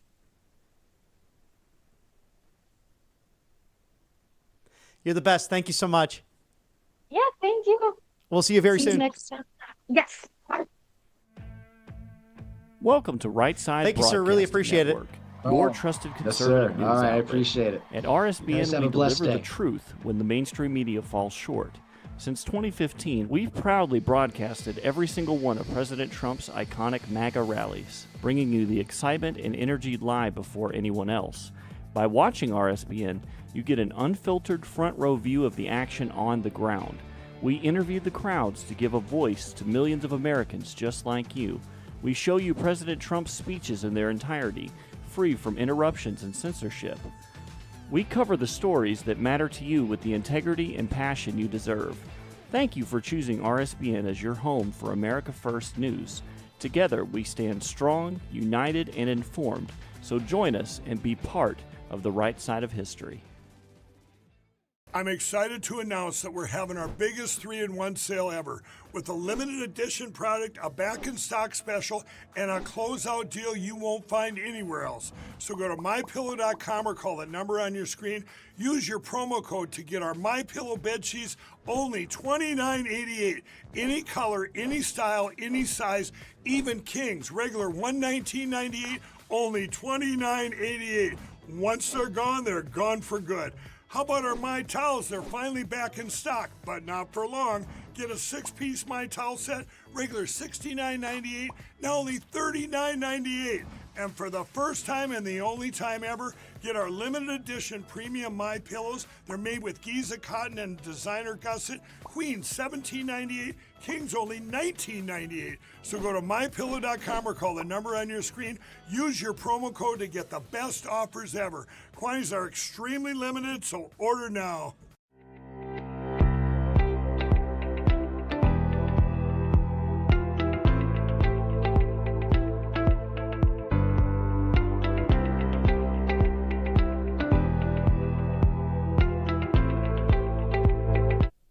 Welcome back to Right Side Broadcasting Network at 3 o'clock Eastern on the East Coast. It is high noon on the West Coast as we cover the latest inside the Beltway, outside of the Beltway, and the Trump White House. I'm Robert McNeely as we are breaking the news today. Thank you to allfamilypharmacy.com/RSBN. It's fall flu season prep, and when you have your family members wake up with a cough or that sniffle and sneezes and all that nastiness that sometimes comes with this beautiful time of year, it's good to have a fall flu season prep. And the best way to do that, Tamiflu, antibiotics, antivirals, also ivermectin, hydrochloroquine, immune support, and NAD+. It's methylene blue. It's 200 essential medications, all there ready to go for your medicine cabinet. You can also take these emergency medical kits and other items on the road with you. Code RSBN10, that's 10% off right now of allfamilypharmacy.com/RSBN. No red tape, no insurance, no bureaucracy, simply doctors and pharmacists, nurses who are patriots. And 1 hour from now, be sure to catch our special on Right Side Broadcasting Network about all things All Family Pharmacy and how you can protect yourself in the fall flu season. So at 4 o'clock Eastern, 60 minutes from now, be sure to catch that 30-minute special featuring allfamilypharmacy.com/RSBN. If you like what you see here at your go-to live desk in the conservative new media, which is taking on the legacy, which won't back down, which will fight peacefully and patriotically, please feel free to donate at rsbnetwork.com/donate or by texting RSBN to 801-801. We also have a physical address, 1550 Opelika Road, Suite 6. That's Box 344 in the loveliest village on the plains. It's Auburn, Alabama, 36830. 1550 Opelika Road, Suite 6, Box 344, Auburn, Alabama, 36830. Please feel free to send in a check or money order, again, online, rsbnetwork.com/donate, or text RSBN to 801-801. Thank you for your support as we keep on keeping on your Rally Network, now becoming your go-to live desk on this cloudy, slightly rainy, overcast day in the federal city. The sun is shining in Auburn, and the USA is hot, hot, hot. President Trump stating that at the 80th session of the UN General Assembly just yesterday in New York City, and we have that playback for you now. Madam President, Mr. Secretary General, First Lady of the United States, distinguished delegates, ambassadors, and world leaders. 6 years have passed since I last stood in this grand hall and addressed a world that was prosperous and at peace in my first term. Since that day, the guns of war have shattered the peace I forged on 2 continents. An era of calm and stability gave way to one of the great crises of our time. And here in the United States, 4 years of weakness, lawlessness, and radicalism under the last administration delivered our nation into a repeated set of disasters. 1 year ago, our country was in deep trouble, but today, just 8 months into my administration, We are the hottest country anywhere in the world, and there is no other country even close.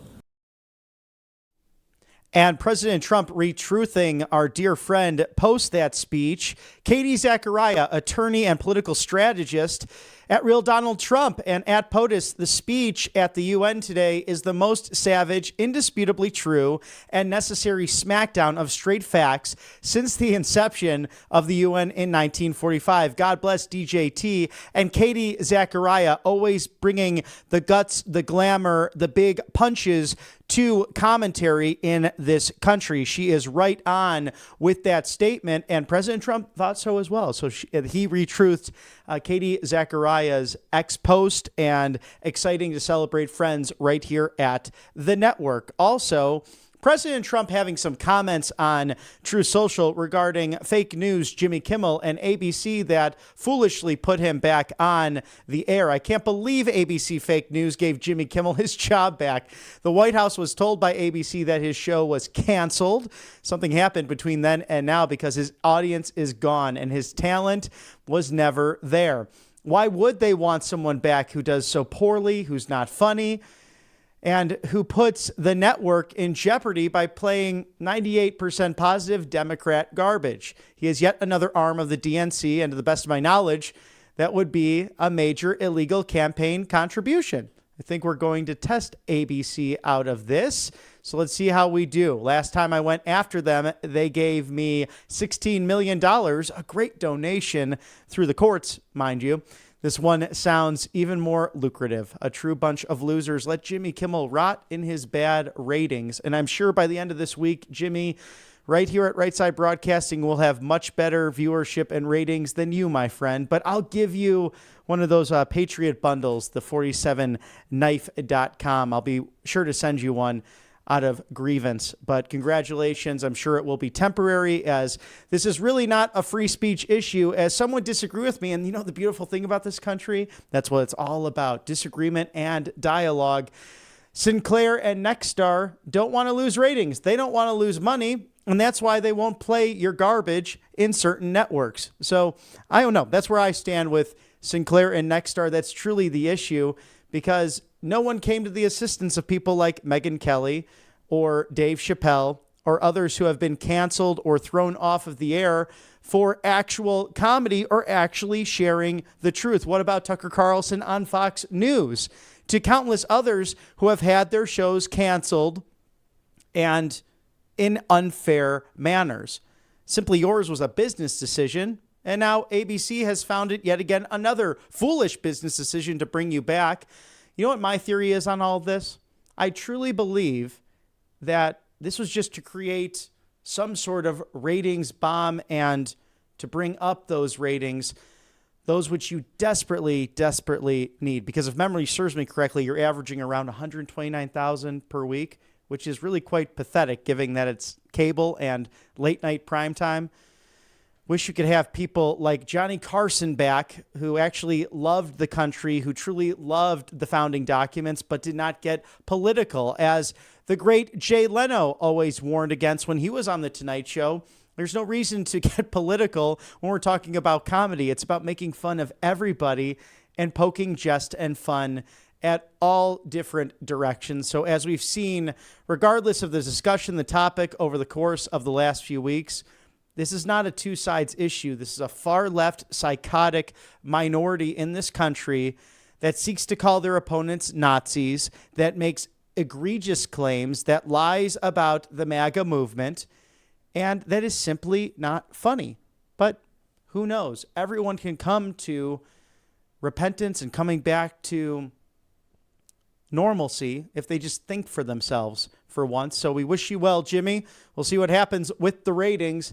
And don't cry again if Sinclair and Nexstar want to go a different, better path so they can actually afford employees and make money like any other business would do in this great land. As we cover the latest news from the Trump White House, it is about 10 minutes after the hour, and even more tributes paying in for the late, great Charlie Kirk from Sunday's Memorial in Glendale, Arizona.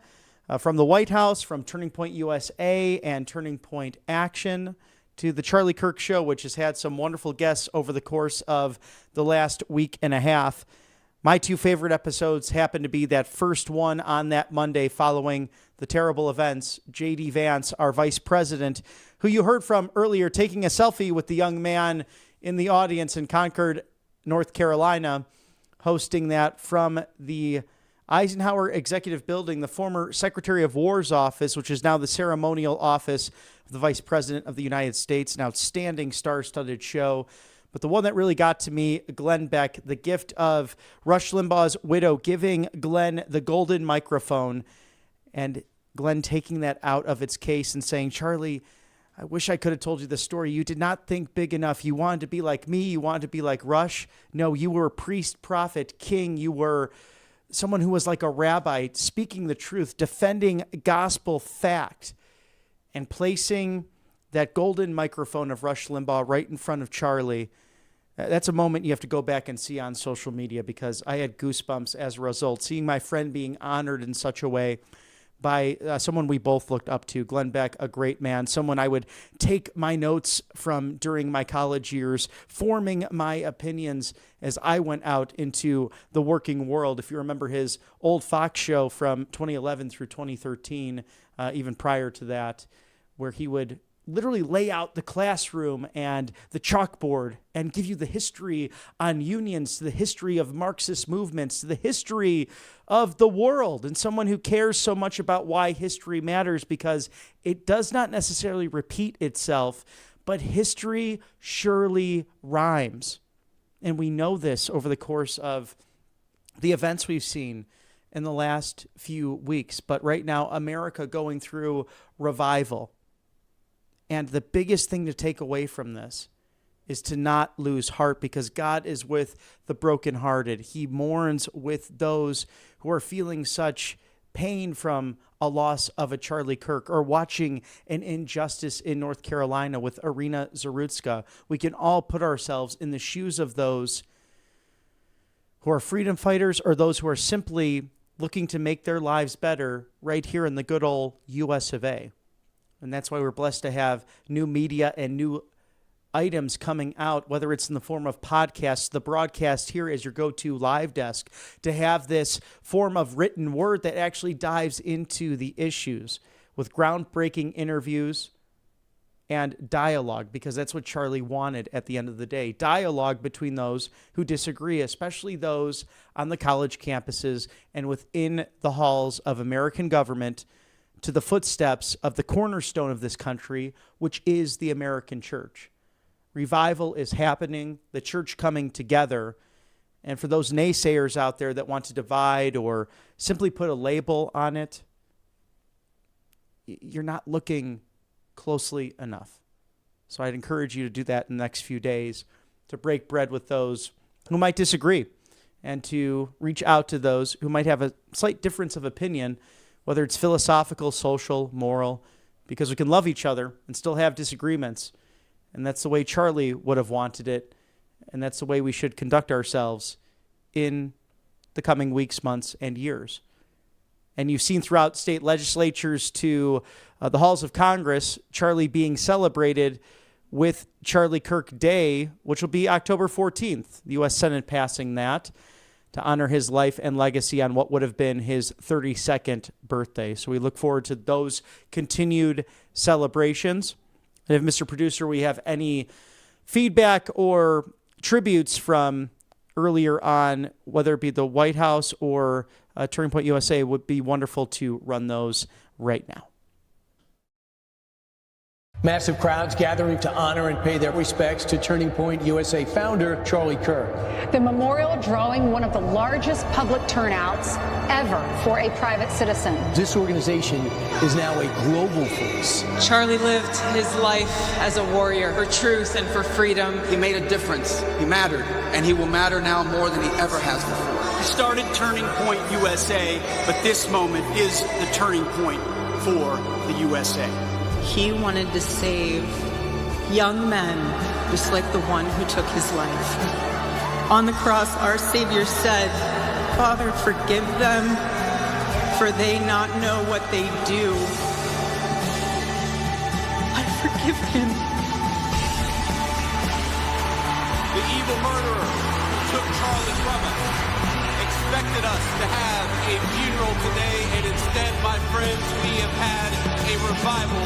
The assassin failed in his quest because Charlie's message has not been silenced. It now is bigger and better and stronger than ever before. That terrible day, September 10th, 2025, our greatest evangelist for American liberty became immortal. He's a martyr now for American freedom. Turning point will live longer than me. That's my mission. He was going to change the world, and he did. I love you, Charlie, baby. And I will make you proud.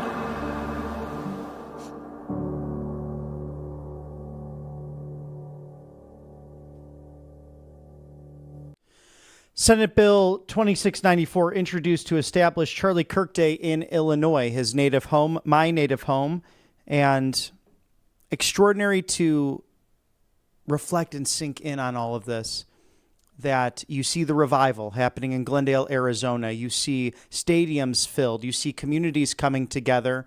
You see so much goodness out of this.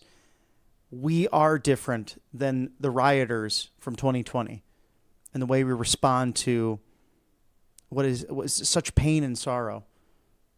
But Erica in that moment, I mean, it's no words. I forgive him. I mean, that grace and that mercy pouring over all of us. And I've really thought how I can reflect in my personal and professional life, and I'm sure all of you have. What can I do better each and every day? How can we make the devil shriek by literally waking up?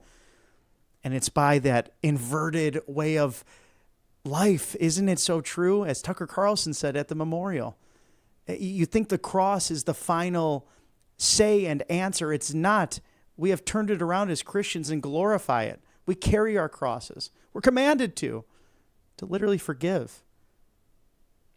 And whether it be in the reality of an assassin's bullet, or like that Roman execution tool, or the fables of the lightsaber to the stone table where Aslan was sacrificed, is it not so true that these heroes and martyrs become even more powerful and influential, more than evil could have ever thought? So God be with the Kirk family and the memory of a man who needs no introduction, Charles James Kirk. God bless you, my friend. We will continue to remember, and we will continue in that legacy as we cover the latest news from the Trump White House, inside and outside of the Beltway, as you've seen today in this programming. Something very important to be mindful of as we move forward in these days: your savings, your retirement, your pensions, and how retirees, because of this $37 trillion of debt, they're coming back into the workforce. Did you know that? Well, we have a chance to speak with David Schroeder, the spokesperson of Monetary Gold, the best in the business. It's RSBN4thegold.com.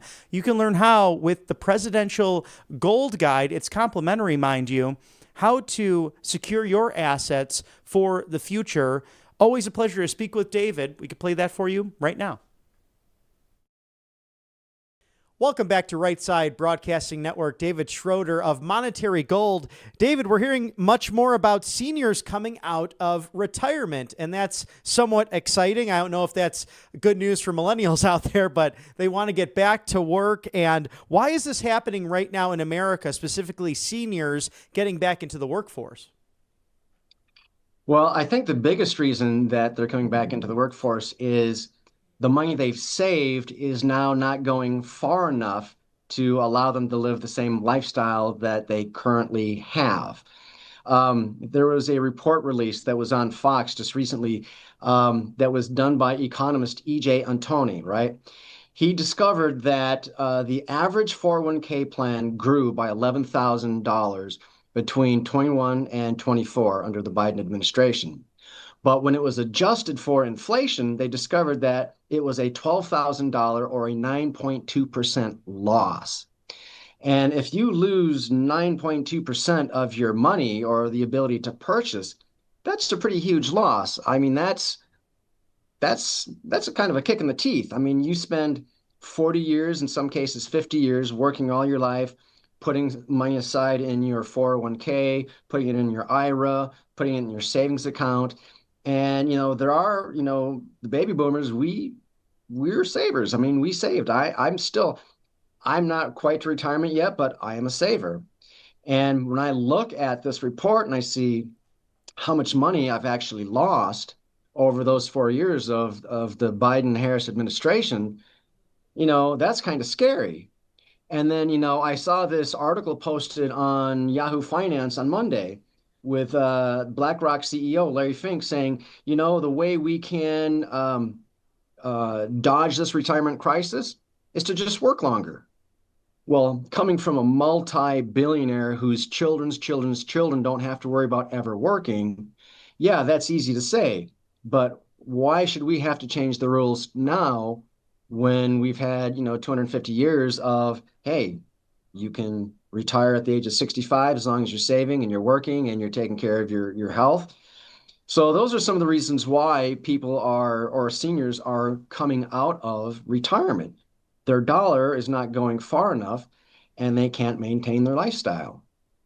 And the arrogance of that statement, it reminds me of two things that are very tangible.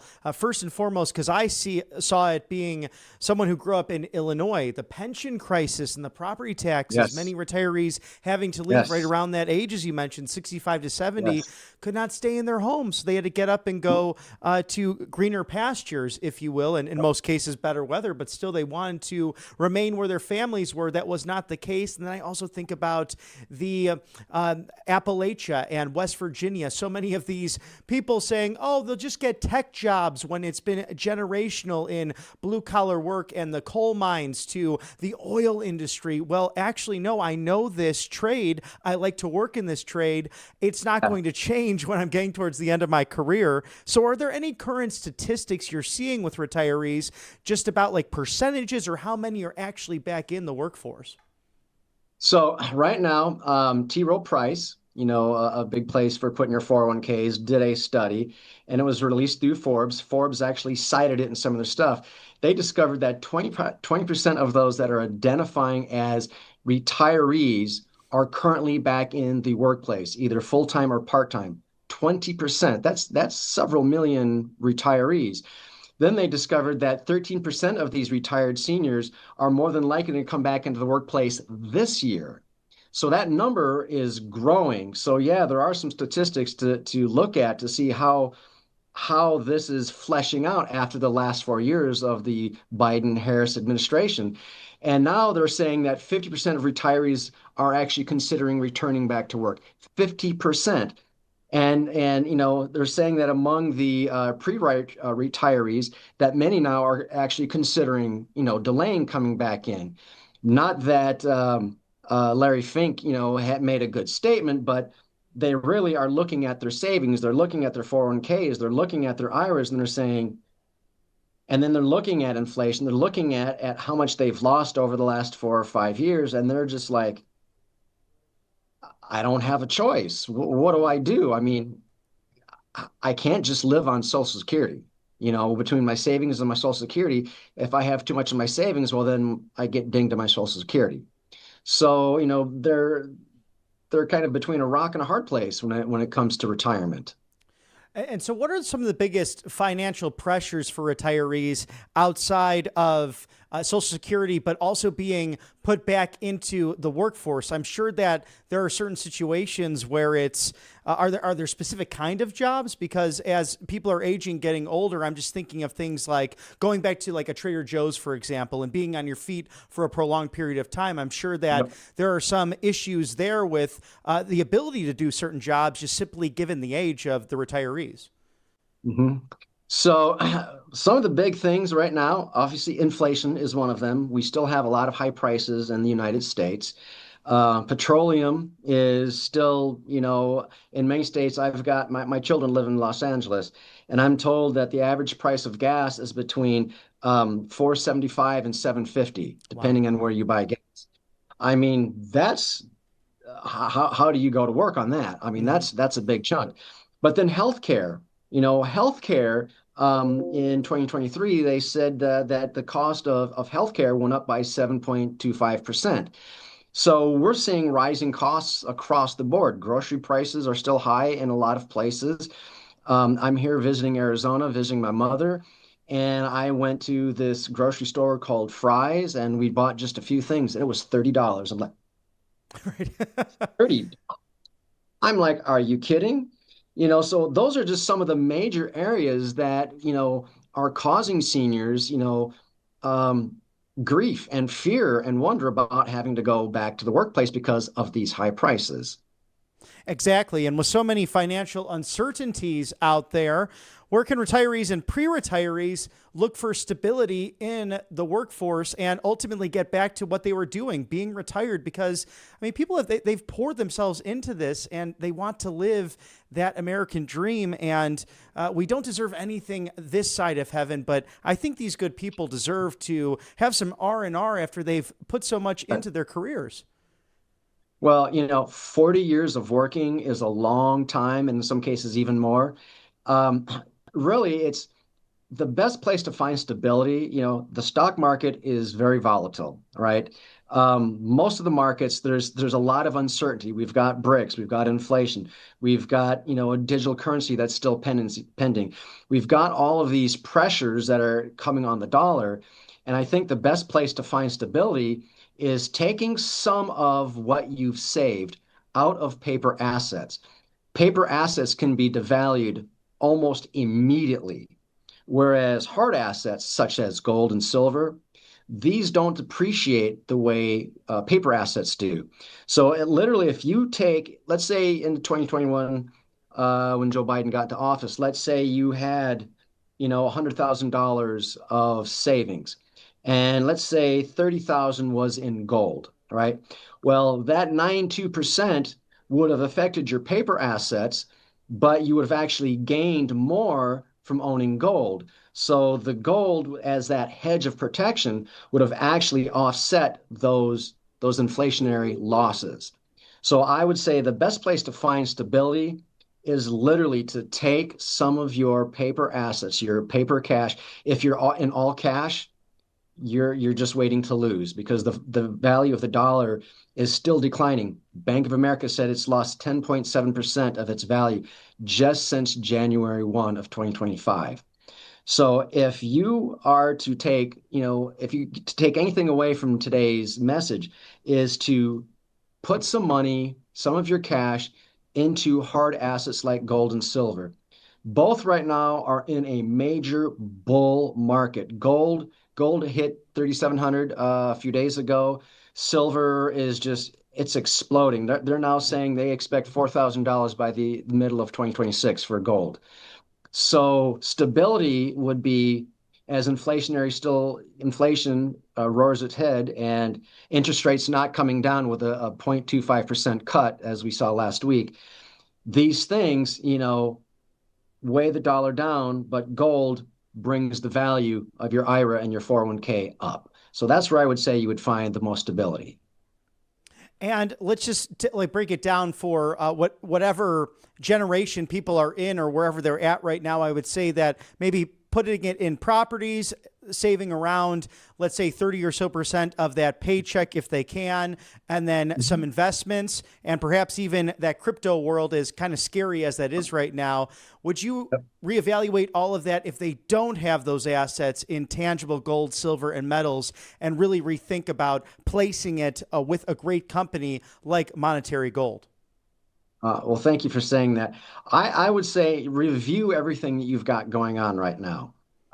Crypto can be great today and have you on the floor in a ball in tears because it can shift that it's that volatile. Real estate, depending on the state you're in, depending on the kind of interest rates you can get, if it's, whether it's commercial or personal dwellings, those are good investments. Real estate is always a good investment, depending on where you are in the market cycle when it comes to buying and selling real estate. So I would say, look at what you have.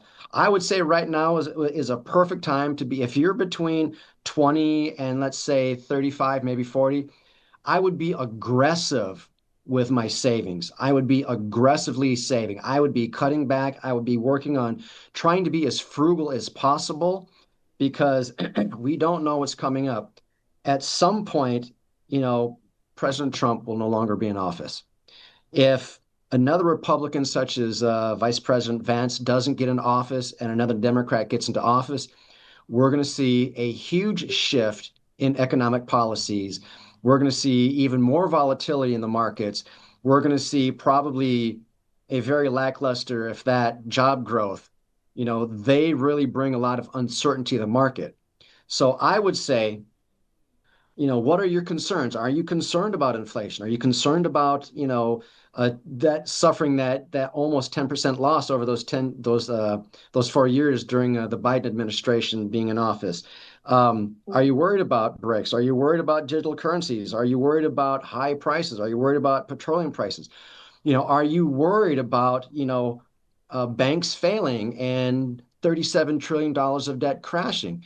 Look, we're adding a $1 trillion of debt every 100 days to that debt. If these are things that, scare you, and they should, then basically I would say, call us. Give us a call and tell us what your concerns are, but then tell us, what is your long-term and short-term game plan? Because no two game plans are the same. I'm sure you save, I save, and, we have different outcomes for the end. I'm saving for my children's children. You might just be saving because you want to retire and have a nice life once you retire. So no two game plans are the same. So I would say, go to RSBN for the gold, fill out the form. One of us will give you a call, or call the number on the screen and talk to somebody, share your game plan, share your fears. Share your fears, because if we can help you knock down those fears with an incredible game plan that will help you in the future, then I would say that's the way to go. David Schroeder, spokesperson for Monetary Gold, truly the best in the business. You can visit and get your complimentary presidential gold guide at rsbnforthegold.com. We look forward to seeing you again, David, and thank you for your expertise. Thank you. Talk to you again next week. Take care. Always a pleasure having David on the network. Something to watch out for. It's $37 trillion of debt, my friends. Think about that. Every 100 days, $1 trillion being added. This is thanks to the predecessors of President Donald Trump, those living former presidents of neoliberal and neoconservative ideology. And I say it almost every time I'm on the air. It's Bill Clinton, George W. Bush, Barack Hussein Obama, and the auto pen and their comrades. And really, I think that's a good terminology for those who worked for those gentlemen, and I say that extraordinarily loosely, as President Trump has redecorated the 45-second walk from the residence to the Oval Office, with the 46th President of the United States right in between his very handsome portraits. It's the auto pen, a dedication to all of President Trump's predecessors, but especially that auto pen who illegally signed countless different documents, including pardons in which no one was charged with anything or served any jail time as a result, but preemptive pardons, something we have not seen in American history. They look so nice along the colonnade, somewhere where I've had the privilege to stand myself, and I think it makes the decor of the West Wing even better than ever before. So thank you, President Trump, for redecorating and making it truly a golden era, not only in the West Wing, but throughout this great country of yours, as we cover the latest news from the Trump White House inside and outside of the Beltway, right here at Right Side Broadcasting Network Live. In roughly 28 minutes, a special running featuring All Family Pharmacy, Michael Kunzler and David McCary, the chief pharmacist and co-owner of this extraordinary company. And you can plan how you can deal with flu season. And it will be all from our new and improved Studio A to give you a preview of what's taking place in that beautiful arena. For all of my colleagues here at Right Side Broadcasting Network Live, I'm Robert McNeely. Have a wonderful afternoon. God bless you. God bless yours. And we'll see you very soon.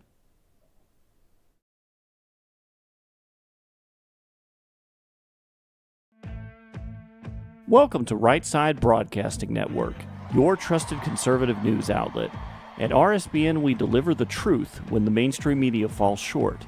Since 2015, we've proudly broadcasted every single one of President Trump's iconic MAGA rallies, bringing you the excitement and energy live before anyone else. By watching RSBN, you get an unfiltered front row view of the action on the ground. We interviewed the crowds to give a voice to millions of Americans just like you. We show you President Trump's speeches in their entirety, free from interruptions and censorship. We cover the stories that matter to you with the integrity and passion you deserve. Thank you for choosing RSBN as your home for America First News.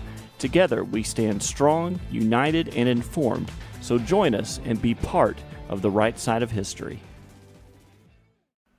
Hey y'all, it's Silk from the Diamond and Silk Chit Chat live show. Look, don't forget to check me out right here on RSBN Network. Be sure to watch the show on Right Side Broadcasting Network, and I want you to support Right Side Broadcasting Network. Yes, it's imperative that you do so, okay? I look to see y'all soon. Bye-bye.